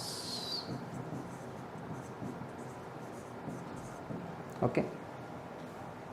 So sight distance ఉండాలి అంటే ఇన్నర్ లేన్ అంటే ఏంటి అంటే మనకు చాలా లేన్స్ ఉండొచ్చు. ఈ చాలా లేన్స్లో ఇన్నర్ లేన్ అంటే ఇది, అవుటర్ లేన్ అంటే ఇది. ఇన్నర్ లేన్ యొక్క సెంటర్ లైన్ నుంచి మెజర్ చేయాలి, ఇది రూల్. అంటే ఇక్కడ ఎన్ని లేన్స్ అయినా ఉండండి మనకు అవసరం లేదు, లాస్ట్ ఇక్కడ ఎవరు ట్రావెల్ చేస్తున్నాడో వాడు ఇంపార్టెంట్ మనకి. వాడు సేఫ్గా కనపడుతుంది ఎస్ఎస్డి అంటే మిగతా వాళ్ళకి ఎస్ఎస్డి వచ్చేసినట్టే లెక్క, అంతే కదా. సో ఇది లేన్ కాబట్టి డ్రైవర్ సెంటర్లో ఉంటాడు కాబట్టి, సో ఈ సెంటర్లో ఉన్న డ్రైవర్కి కనపడితే అందరికీ కనపడుతుంది అనేది రూల్. మనం ఇక్కడి నుంచి మెజర్ చేయాల్సిన అవసరం లేదు, డ్రైవర్ ఈ ఎడ్జ్లో ఉన్నాడు కదా. సో డ్రైవర్ ఇక్కడ ఉంటాడు కాబట్టి అతనికి ఎస్ఎస్డి కనపడితే సరిపోతుంది మనకి. సో ఈ సెట్ బ్యాక్ అనేది ఎక్కడి నుంచి మెజర్ చేస్తారంటే centre line of the inner lane. మనం అన్ని ఫార్ములాలు క్యాలిక్యులేట్ చేసేటప్పుడు centre line of the inner lane నుంచే క్యాలిక్యులేట్ చేస్తాం. ఇక్కడ ఒక డ్రైవర్ నుంచి ఉన్నాడంటే తనకు సఫిషియంట్ సైడ్ డిస్టెన్స్ కనపడాలి అంటే అబ్స్ట్రక్షన్ కర్వ్ నుంచి ఎంత దూరంలో ఉండాలి, దీన్నే మనం సెట్ బ్యాక్ డిస్టెన్స్ అంటాం.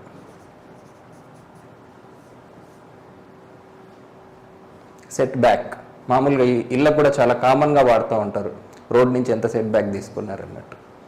అట్లా ఈ కర్వ్ నుంచి కొంచెం సెట్ బ్యాక్ తీసుకోవాలన్నమాట మనం, ఓకేనా. సో డెరివేషన్ బ్రేక్ తర్వాత కంటిన్యూ చేద్దాం. ఇవి కొంచెం డెరివేషన్స్ ఉన్నాయి, బ్రేక్ తర్వాత కంటిన్యూ చేస్తాం. దేనికి డిరైవ్ చేస్తాం ఇప్పుడు అన్ని రకాల్లో, ఎస్ఎస్డి అయితే ఏంటి, ఓఎస్డి అయితే ఏంటి, అన్ని రకాలు డిరైవ్ చేస్తాం. ఓకే, ఆ లెంత్ సఫిషియంట్ అయితే ఏంటి, ఎస్ఎస్డి అయినా ఓఎస్డి అయినా అంతే ఉంటుంది. కానీ ఈ లెంత్ ఎస్ఎస్డికి కావాల్సినంత లెంత్ కర్వ్ ఉంటే ఏం చేయాలి, లేకపోతే ఏం చేయాలి. ఎల్ గ్రేటర్ దాన్ ఎస్ అయితే, ఎస్ అంటే అది ఎస్ఎస్డి కావచ్చు ఓఎస్డి కావచ్చు, ఏదైనా సరే, రెండిట్లో ఏదైనా వాడుకోవచ్చు. సో ఈ లెంత్ సరిపోతే ఏం చేయాలి, సరిపోలేదు అనుకో ఇక్కడ నుంచి స్ట్రైట్ లైన్ ఉంటుంది అప్పుడు కర్వ్, ఎందుకంటే ఇదే లెంత్ ఆఫ్ ది కర్వ్ అంటే ఇదే, దీని తర్వాత స్ట్రైట్ లైనే ఉండాలి లెక్క ప్రకారం, రైట్. సో ఒక కర్వ్ ఒక స్ట్రైట్ లైన్ కలిపి ఉన్నప్పుడు ఈ ఎం ఎట్లా క్యాలిక్యులేట్ చేయాలి, కర్వ్ కంటే మీకు కర్వ్ ఫార్ములాలు తెలుసు. మరి స్ట్రైట్ లైన్ కర్వ్ కలిపి ఉంటే అప్పుడు ఈ ఎంని మనం ఎట్లా క్యాలిక్యులేట్ చేయాలి, అది మనం డిరైవ్ చేస్తాం, ఓకేనా. సో ఈ సెట్ బ్యాక్ డిస్టెన్స్ అనేది ఇప్పుడు మనం ఎంత ఉండాలి అనేది డిరైవ్ చేద్దాం. ఓకే, సో ఫస్ట్ కేసు వచ్చేసి మనకు సైట్కి కావాల్సినంత sufficient length of the curve ఉంది అనుకుందాం. ఓకే, అంటే length of the curve is greater than sight distance. It can be SSD or OSD, ఏదైనా సరే. Okay, so length of the curve greater than SSD ఉంది అంటే మనకు సెట్ బ్యాక్ ఎంత కావాలో అంతకు మించే ఎల్లుంది అని అర్థం, అంతే కదా. So when length of the curve is greater than SSD required, మనకి కర్వ్ ఎంత లెంత్ ఉందో అదంతా కనిపించాల్సిన అవసరం లేదు, మనకి ఎస్ఎస్డి కనిపిస్తే సరిపోతుంది. సో అందుకు మన కర్వ్ ఓన్లీ ఎస్ వరకే పెట్టుకున్నాం. ఓకే, ఇది అబ్స్ట్రక్షన్, ఇది ఎం వాల్యూ, ఓకేనా. ఇది ఆర్, సర్క్యులర్ కర్వ్ కదా, అంతే కదా. సో ఇప్పుడు ఎం ఏమవుతుంది చెప్పండి ఈ ఫిగర్ నుంచి, ఇది కూడా ఆరే కదా. సో ఇది ఆర్ కాస్ తీటా అవుద్దా, R minus R cos theta, simple. Okay, దీన్ని α/2 అని రాస్తారు జనరల్గా, ఆర్ మైనస్ ఆర్ కాస్ α/2. ఈ ఆల్ఫాని కనిపెట్టడం ఎట్లా, మనకు L is equal to R theta అనే ఫార్ములా తెలుసు సర్కిల్కి, సర్క్యులర్ కర్వే కదా. So L is equal to R theta అని రాయొచ్చు. ఈ తీటా ఎందులో ఉంటుంది మనకి, రేడియన్స్లో ఉంటుంది, right. So alpha is equal to L/R, α/2 is L/2R. ఇప్పుడు దీన్ని డిగ్రీస్లోకి మార్చాలి. డిగ్రీస్లోకి మార్చాలంటే ఇంటూ π/180 180/π, 180/π. ఎవరికి ఇందులో కన్ఫ్యూజన్ ఏం లేదు కదా. ఓకే, జనరల్గా నేను ఎట్లా అడాప్ట్ చేసుకుంటానంటే యూనిట్ చూసుకుంటా, రాబోయే ఆన్సర్ ఏముండాలి అనేది చూసుకుంటా. అటు పక్కకి ఫస్ట్ రాసేసుకుని రాబోయే ఆన్సర్ డిగ్రీలో ఉండాలంటే ఇది పైన ఉండాలి. నా టెక్నిక్ గుర్తుంది కదా, ఇది దాంతోనే చెప్పినావా, అవునా. Okay okay. సో ఇక్కడ ఎల్ అంటే ఏంటి, మనకు లెంత్ ఆఫ్ ది కర్వ్ వేయకూడదు, ఇక్కడ ఎస్ వేయాలి. లెంత్ ఆఫ్ ది కర్వ్ వేస్తే అవసరానికి మించి వస్తుంది ఎమ్, అంత అవసరం లేదు మనకి. ఇక్కడ ఎస్ వేస్తే సరిపోతుంది. ఓకేనా. ఇక్కడ ఎల్ అనేది జస్ట్ లెంత్ ఆఫ్, మళ్ళీ ఎల్ అంటే కన్ఫ్యూజ్ అవుతారేమో, length of arc circle is equal to R theta. Okay, so ఇప్పుడు మనకు లెంత్ ఆఫ్ ఆర్క్ వచ్చేసి ఓన్లీ ఎస్. ఓకే, అయితే ఇక్కడ నేను మీకు ఏం చెప్పినా center line of the inner lane నుంచి మాత్రమే కన్సిడర్ చేయాలన్న. సపోజ్ ఇది 1 లేన్ అనుకోండి, మనకు ఆర్ ఎప్పుడు కూడా మన రోడ్కి సెంటర్ లైన్కి ఇస్తారు, ఎప్పుడు కూడా ఏ లేన్ అయినా సరే. సో ఆర్ అనేది సెంటర్ లైన్కి ఇస్తున్నారు కాబట్టి ఒక సింగిల్ లేన్ 1 వే రోడ్ అయితే మనకు ఆర్ వాల్యూ ఎక్కడి వరకు ఇస్తారు, సెంటర్ లైన్ ఆఫ్ ఇన్నర్ లేన్కే ఇచ్చినట్టు లెక్క. అదే 2 లేన్ అయితే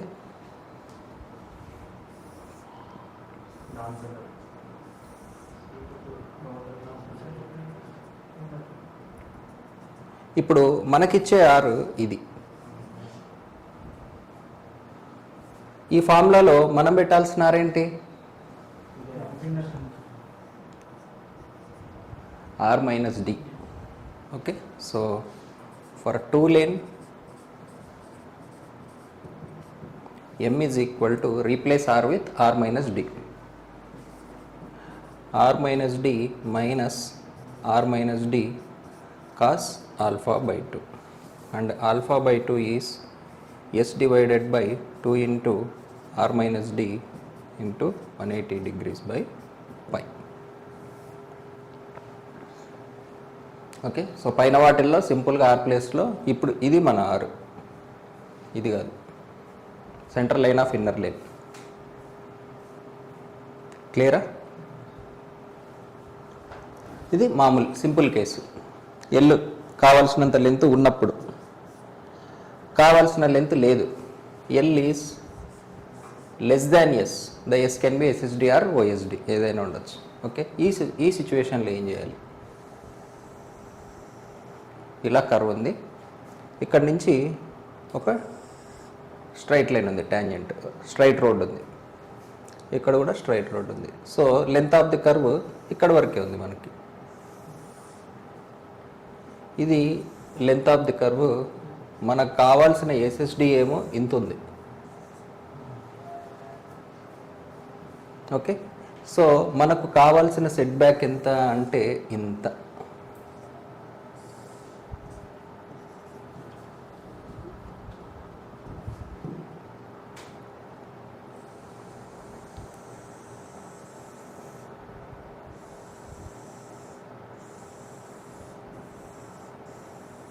ఓకే, ఇప్పుడు కనిపిస్తుందా కర్వ్.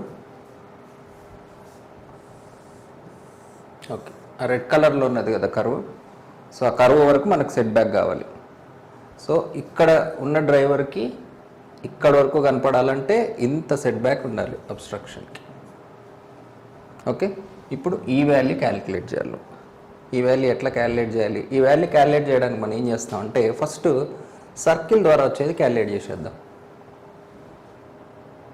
సర్కిల్ ద్వారా వచ్చేది మనకు సింపుల్గా R minus R cos theta, M is equal to R minus R cos alpha by 2. ఇది ఆల్రెడీ మనం డిరైవ్ చేసేసినాం. ఈ మిగిలిన భాగం వర్టికల్ ఉంది కదా, ఇప్పుడు ఇది అసలు ప్రాబ్లం, రైట్. దీన్ని యాజ్ ఇట్ ఈజ్ నేను ఇక్కడ కూడా డ్రా చేసుకోవచ్చా, రైట్. ఇప్పుడు ఇది ఆల్ఫా బై 2 అయిందనుకో, ఇది ఎంత అవుద్ది,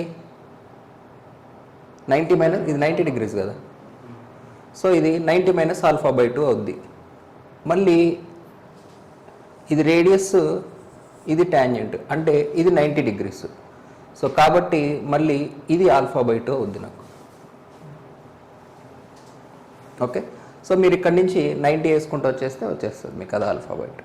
ఓకే ఓకే, సో ఇప్పుడు నాకు కావాల్సిన ఎస్ ఏదైతే ఉందో, ఇప్పుడు ఈ లెంత్ ఎంత ఉంటుందంటే నాకు ఎస్ మైనస్ ఎల్ బై 2 ఉంటుంది. ఎందుకంటే అటువైపు కూడా ఎస్ మైనస్ ఎల్ బై 2 ఉండాలి కాబట్టి.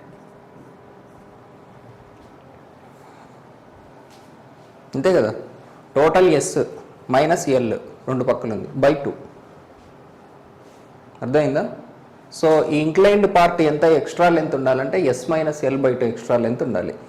ఇది S minus L by two ఉండాలంటే ఇది ఎంత ఉండాలి? S minus L by two sine alpha by two, ఇది హైపాటనస్ కదా, okay, into, so just vertical ఉంటే సరిపోతుంది మనం. ఇక్కడ ఇది మనం క్యాలిక్యులేట్ చేయాల్సింది. ఇది 90 degrees కదా, ఇది హైపాటనస్ అవుద్ది, మనకు వర్టికల్ కావాలి, ఇది alpha by two. So S minus L sine alpha by two, ఓకేనా. ఇది L less than S case, okay, S minus L by two sine alpha. So alpha అంటే ఏం పెట్టాలి ఇప్పుడు ఇక్కడ? L by two R, S by two R పెట్టకూడదు, ఎందుకంటే నువ్వు కర్వ్ తీసుకుంది ఎల్ వరకే, ఇప్పుడు ఎస్ రాకూడదు, పైన దాంట్లో ఎస్ రావాలి, ఇది చాలా important point, okay. Into 180 degrees by. So for two lane సింపుల్గా రీప్లేస్ అని రాసేస్తున్నా, replace R with R minus D, same అదే లాజిక్. ఇంకా క్లియరా? సో ఇదంతా డెరివేషన్ చేయకుండా కొన్ని అప్రాక్సిమేట్ ఫార్ములాస్ ఇచ్చారు మనకి ఎగ్జామ్లో, ఒకవేళ టైం లేకపోతే మనం అట్లా డెరైవ్ చేసుకోవచ్చు అనమాట, ఓకే. ఒక్కొక్కసారి అప్రాక్సిమేట్ ఫార్ములా ఏంటి అని కూడా అడుగుతారు కాబట్టి తెలుసుకోవాలి. అప్రాక్సిమేట్ ఫార్ములా ఏంటి అని కూడా రావచ్చు క్వశ్చన్లో, చెప్పలేము. So approximate formulas. So first standard case, sufficient length మనకు ఉంది, ఉన్నప్పుడు m is equal to S square divided by 8r. Sufficient length ఉన్నప్పుడు ఎల్ ప్లేస్లో ఎస్ ఉంటుంది, ఓకే. సఫిషియంట్ లెంత్ లేదు, అప్పుడు m is equal to L into 2s minus L divided by 8r.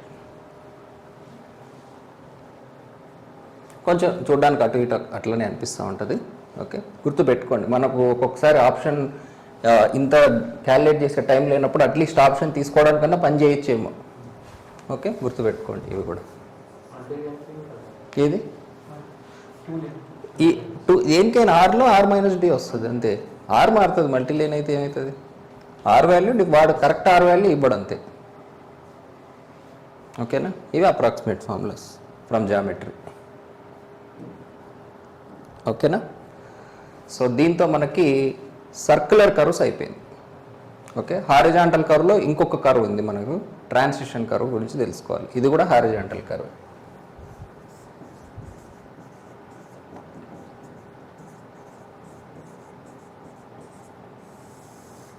Okay.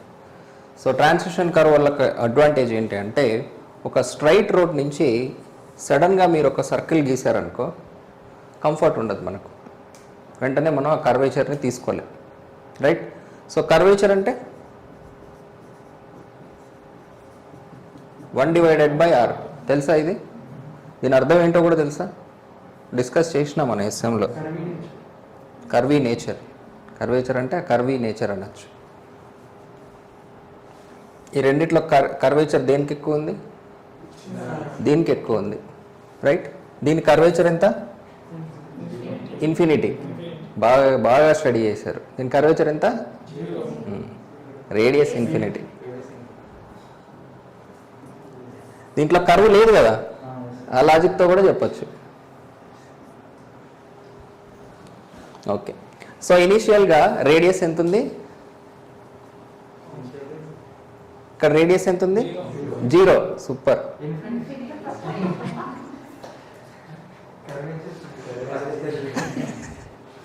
ఇనీషియల్గా radius infinity ఉంది, ఈ సర్కిల్కి ఏమో radius some are ఉంది.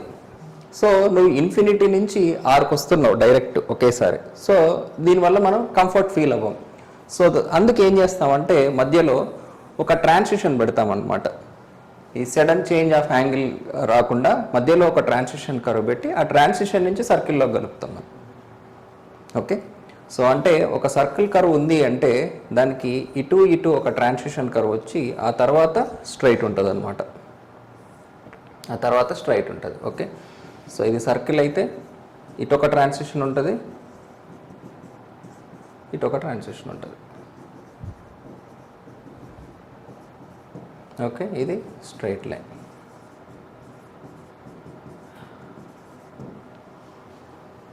ఓకే, సో స్ట్రైట్ లైన్ నుంచి transition circle, transition straight line. Okay, so starting ending రెండిట్లో ఉంటుంది transition curve అని. So దీని లెంత్ ఎలా క్యాలిక్యులేట్ చేయాలి, ట్రాన్సిషన్ లెంత్ని అనడానికి ఐఆర్సి 3 పద్ధతులు చెప్పింది, 3 తెలుసుకోవాలి మనం. Okay, number 1 comfort criteria.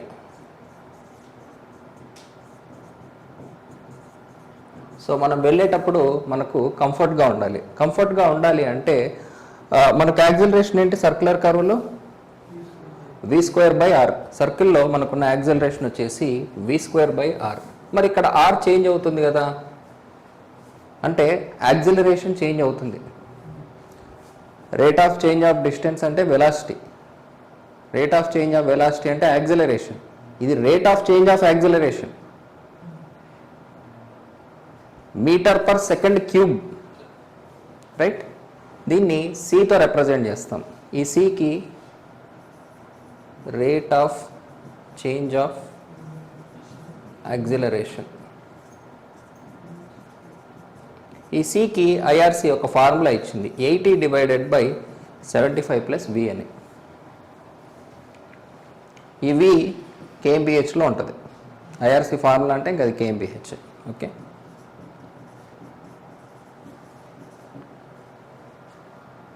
Okay, so rate of change of acceleration. అప్పుడు ఏమవుద్ది చెప్పండి, c × t. c అంటే a/t కదా, a = c × t = v²/r. t ఏమవుద్ది, length of the curve divided by speed. అది కాన్స్టెంట్ స్పీడ్తోనే వెళ్తుంది. యాక్సిలరేషన్ ఉన్నా కూడా స్పీడ్ కాన్స్టెంట్, ఎందుకంటే అది సెంట్రిఫ్యూగల్ యాక్సిలరేషన్, స్పీడ్తో దానికి సంబంధం లేదు. So it is moving with constant velocity v. మనకున్నది సెంట్రిఫ్యూగల్ యాక్సిలరేషన్ కాబట్టి, సెంట్రిఫ్యూగల్ యాక్సిలరేషన్ అంటే డైరెక్షన్ ఎంత స్పీడ్గా చేంజ్ అవుతుంది అని రిప్రజెంట్ చేసేది. స్పీడ్ మ్యాగ్నిట్యూడ్కి సెంట్రిఫ్యూగల్ యాక్సిలరేషన్ సంబంధమే లేదు, speed is constant. So constant speed కాబట్టి మనకు పట్టే time total distance divided by speed is equal to v²/r. So L is equal to v³ divided by cr. v in ఎందులో ఉంది చెప్పండి, ఇది నేను డిరైవ్ చేసిన మీటర్/సెకండ్, ఐఆర్సి ఇచ్చింది కాదు. నేను ఐఆర్సి ఇచ్చింది అనే మాట వాడితేనే అది ఉంటుంది. మనం క్లాస్లో డిరైవ్ చేయగలిగినాము, దానికి డెరివేషన్ ఉంది అంటే అది మీటర్లో ఉంటుంది. ఫస్ట్ నుంచి నువ్వు చెక్ చేసుకో. నేను ఎక్కడ డిరైవ్ అనే ఒక పదం వాడినాను అక్కడ మీటర్/సెకండ్ ఉంటుంది. F = mg ఏదో ఒకటి, ఏదైనా సరే, ఎక్కడైనా సరే mg ఇట్లాంటివన్నీ చోట్ల మీటర్/సెకండ్ ఉంటుంది. మీరు గమనించవచ్చు. ఎక్కడైనా ఇది ఐఆర్సి ఫార్ములా, దీనికి డెరివేషన్ లేదు, సైకలాజికల్ వైండింగ్ ఉంది, ఇప్పుడు c ఉంది, అట్లా ప్రతి చోట ఐఆర్సిది మాత్రం క్యాపిటల్ V ఉంటుంది, ఇది స్మాల్ v ఉంటుంది. ఓకేనా, ఇది ఒక క్రైటీరియా. అంటే రేట్ ఆఫ్ చేంజ్ ఆఫ్ యాక్సిలరేషన్కి కంఫర్ట్కి సంబంధం ఉంది. మనం ఆ యాక్సిలరేషన్ ఎంత ఫాస్ట్గా చేంజ్ చేస్తే మనకు అంత డిస్కంఫర్ట్ వస్తుంది, దానికి ఒక లిమిట్ పెట్టాలి. ఆ రేట్ ఆఫ్ చేంజ్ ఆఫ్ యాక్సిలరేషన్కి లిమిట్ పెడితేనే మనం కంఫర్టబుల్గా ఫీల్ అవుతాం. ఓకేనా,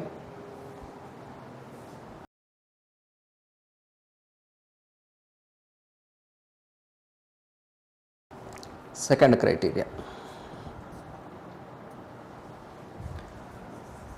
rate of change of super elevation.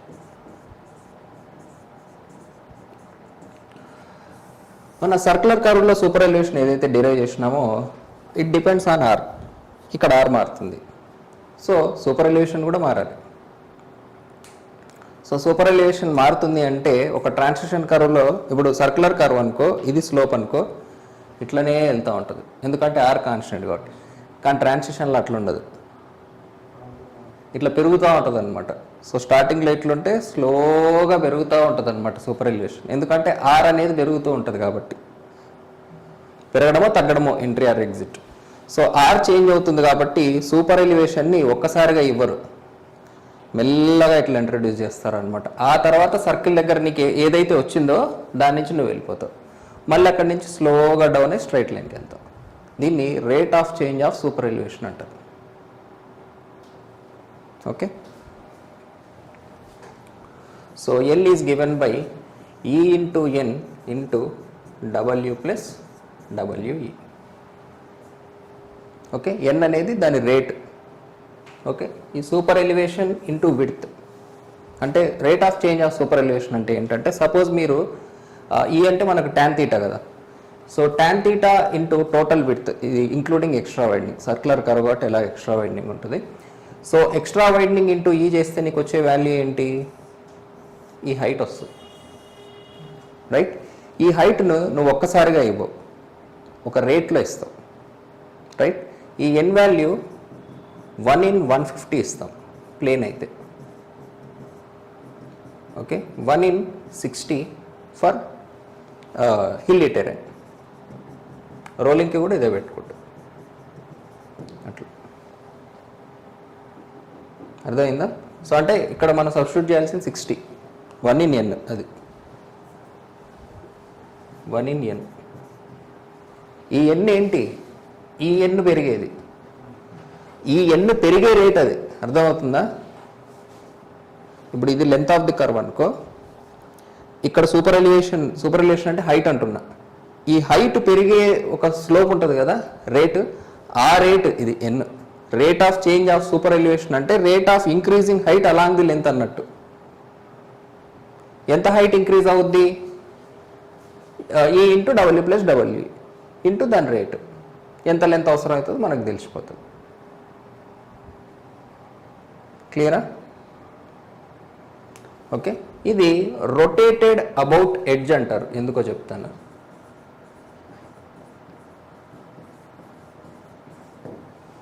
ఒకవేళ ఇట్లా ఎడ్జ్లో నుంచి కాకుండా మనకు కావాల్సిన సూపర్ ఎలివేషన్ యాక్చువల్గా మన థియరీ ప్రకారం ఉన్నది తీటా, హైట్ కాదు, తీటా మన దగ్గర ఉన్నది. సో ఈ తీటా ఇక్కడ అప్లై చేస్తే ఇంత హైట్ వస్తుంది. అదే మన సెంటర్లో అప్లై చేస్తే దాంట్లో సగమే వస్తుంది. Rotated about centre. ఇప్పుడు ఈ హైట్ తగ్గిపోతుంది, అటు ఇటు సగం సగం వస్తుంది. రైట్, అప్పుడు ఎల్ తగ్గిపోతుంది. E N into W plus W E by 2 if rotated about centre.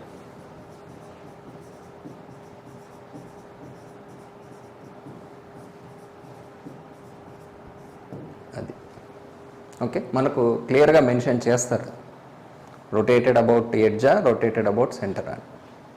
ఆ తీటా అనేది మనం ఎడ్జ్ దగ్గర నుంచి రొటేట్ చేయొచ్చు, సెంటర్ దగ్గర నుంచి కూడా రొటేట్ చేయొచ్చు ఆ సూపర్ ఎలివేషన్. సో నువ్వు ఎక్కడి నుంచి రొటేట్ చేసినావు అనే దాన్ని బట్టి లెంత్ మారిపోతుంది. ఒకవేళ వాడు ఎన్ వాల్యూ ఇవ్వకపోతే 150, 60 మీరు తీసుకోవచ్చు. ఓకే, ఒకవేళ ఈ వాల్యూ కూడా ఇవ్వలేదు, E is equal to 0.07 for plain terrain. హిల్లీకి అయితే ఇందాక చెప్పినా కదా 0.1 తీసుకోండి,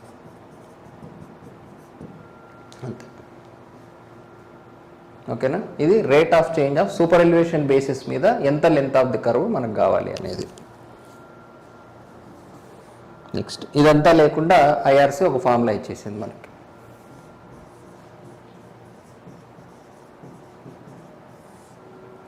L is equal to 2.7 v square by R. ఇక్కడ వి ఎందులో ఉంటుంది, కేబిహెచ్లో ఉంటుంది. ఇక్కడ V for plain and rolling, v square by R for hilly. So హిల్లీకి కొంచెం స్లోప్ ఎక్కువ తీసుకుంటాం కాబట్టి కొంచెం తక్కువ లెంత్లోనే అయిపోతుంది. అంత లెంత్ జనరల్ ప్రొవైడ్ చేయం కాబట్టి కొంచెం తక్కువ ఉంటుంది. v square by R for hilly. Okay, v in KPH. Okay, 3 క్రైటీరియాల్లో లెంత్ క్యాలిక్యులేట్ చేసినాం. ఇప్పుడు ఏది ఎక్కువ వస్తే ఆ లెంత్ని మనం ఫైనల్ లెంత్గా తీసుకుంటాం అనమాట. Okay, so length of transition curve is maximum of comfort criteria, rate of change of super elevation,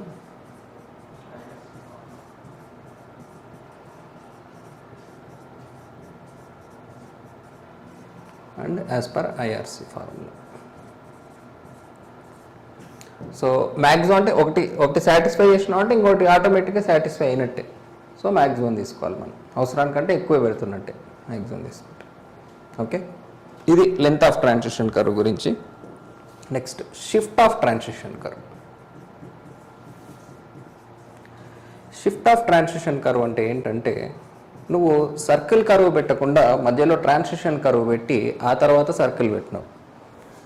దీనివల్ల ఏం జరుగుతుంది అంటే, నువ్వు మామూలుగా సర్క్యులర్ కర్వ్ పెట్టుంటే సర్క్యులర్ కర్వ్ ఎక్కడుండేదో అక్కడ ఉండకుండా కొంచెం షిఫ్ట్ అవుద్ది. అంటే ఫర్ ఎగ్జాంపుల్ ఇది స్ట్రైట్ లైన్ అనుకో, నువ్వు డైరెక్ట్ సర్కిల్ పెట్టుంటే అది ఇట్లా పోయి ఉండేది అనుకుందాం, రైట్? నువ్వేం చేసినావు, ఒక ట్రాన్సిషన్ కర్వ్ పెట్టినావు. ఇప్పుడు నీ సర్క్యులర్ కర్వ్ ఇక్కడి నుంచి రావాలి అంటే నీ సర్క్యులర్ కర్వ్ షిఫ్ట్ అయింది. సో నువ్వు ఇలా వేయాల్సిన రోడ్డు ఇప్పుడు ఇలా వస్తుంది అంటే షిఫ్ట్ అయినట్టే కదా. దీన్ని షిఫ్ట్ అంటారు అనమాట. ఇది ఎంత లెంత్ పెరిగితే అంత షిఫ్ట్ పెరుగుతుంది. And also depends on radius of the circular curve. ఫైనల్గా దాంట్లోకి మర్జ్ చేయాలి కాబట్టి మనం. Okay, so this is given by L²/24R. Okay, important. Okay, so transition curve వల్ల సర్క్యులర్ కర్వ్ ఎంత షిఫ్ట్ అయింది. Okay, this is represented by shift. Okay, మనం ఇనీషియల్గా వేయాల్సింది ఇక్కడ ఉండేది, దీనివల్ల ఇక్కడికి షిఫ్ట్ అయింది. So total length of the road మొత్తం షిఫ్ట్ అయిపోతుంది. త్రూఅవుట్ ద లెంత్ మొత్తం రోడ్డు షిఫ్ట్ అయిపోతుంది, అంతే కదా. అటు వెళ్ళేది యాక్చువల్గా. నువ్వు ఇంత లెంత్ నువ్వు ట్రాన్సిషన్ పెట్టావు కాబట్టి ఇంత షిఫ్ట్ వచ్చింది నీకు. ఓకే, నీ ఫిగర్ అంత నీట్గా గీయలేదు కానీ కాన్సెప్ట్ అది. ఓకేనా, that's all about horizontal curves. Okay, ఇంకా వర్టికల్ ఉంది.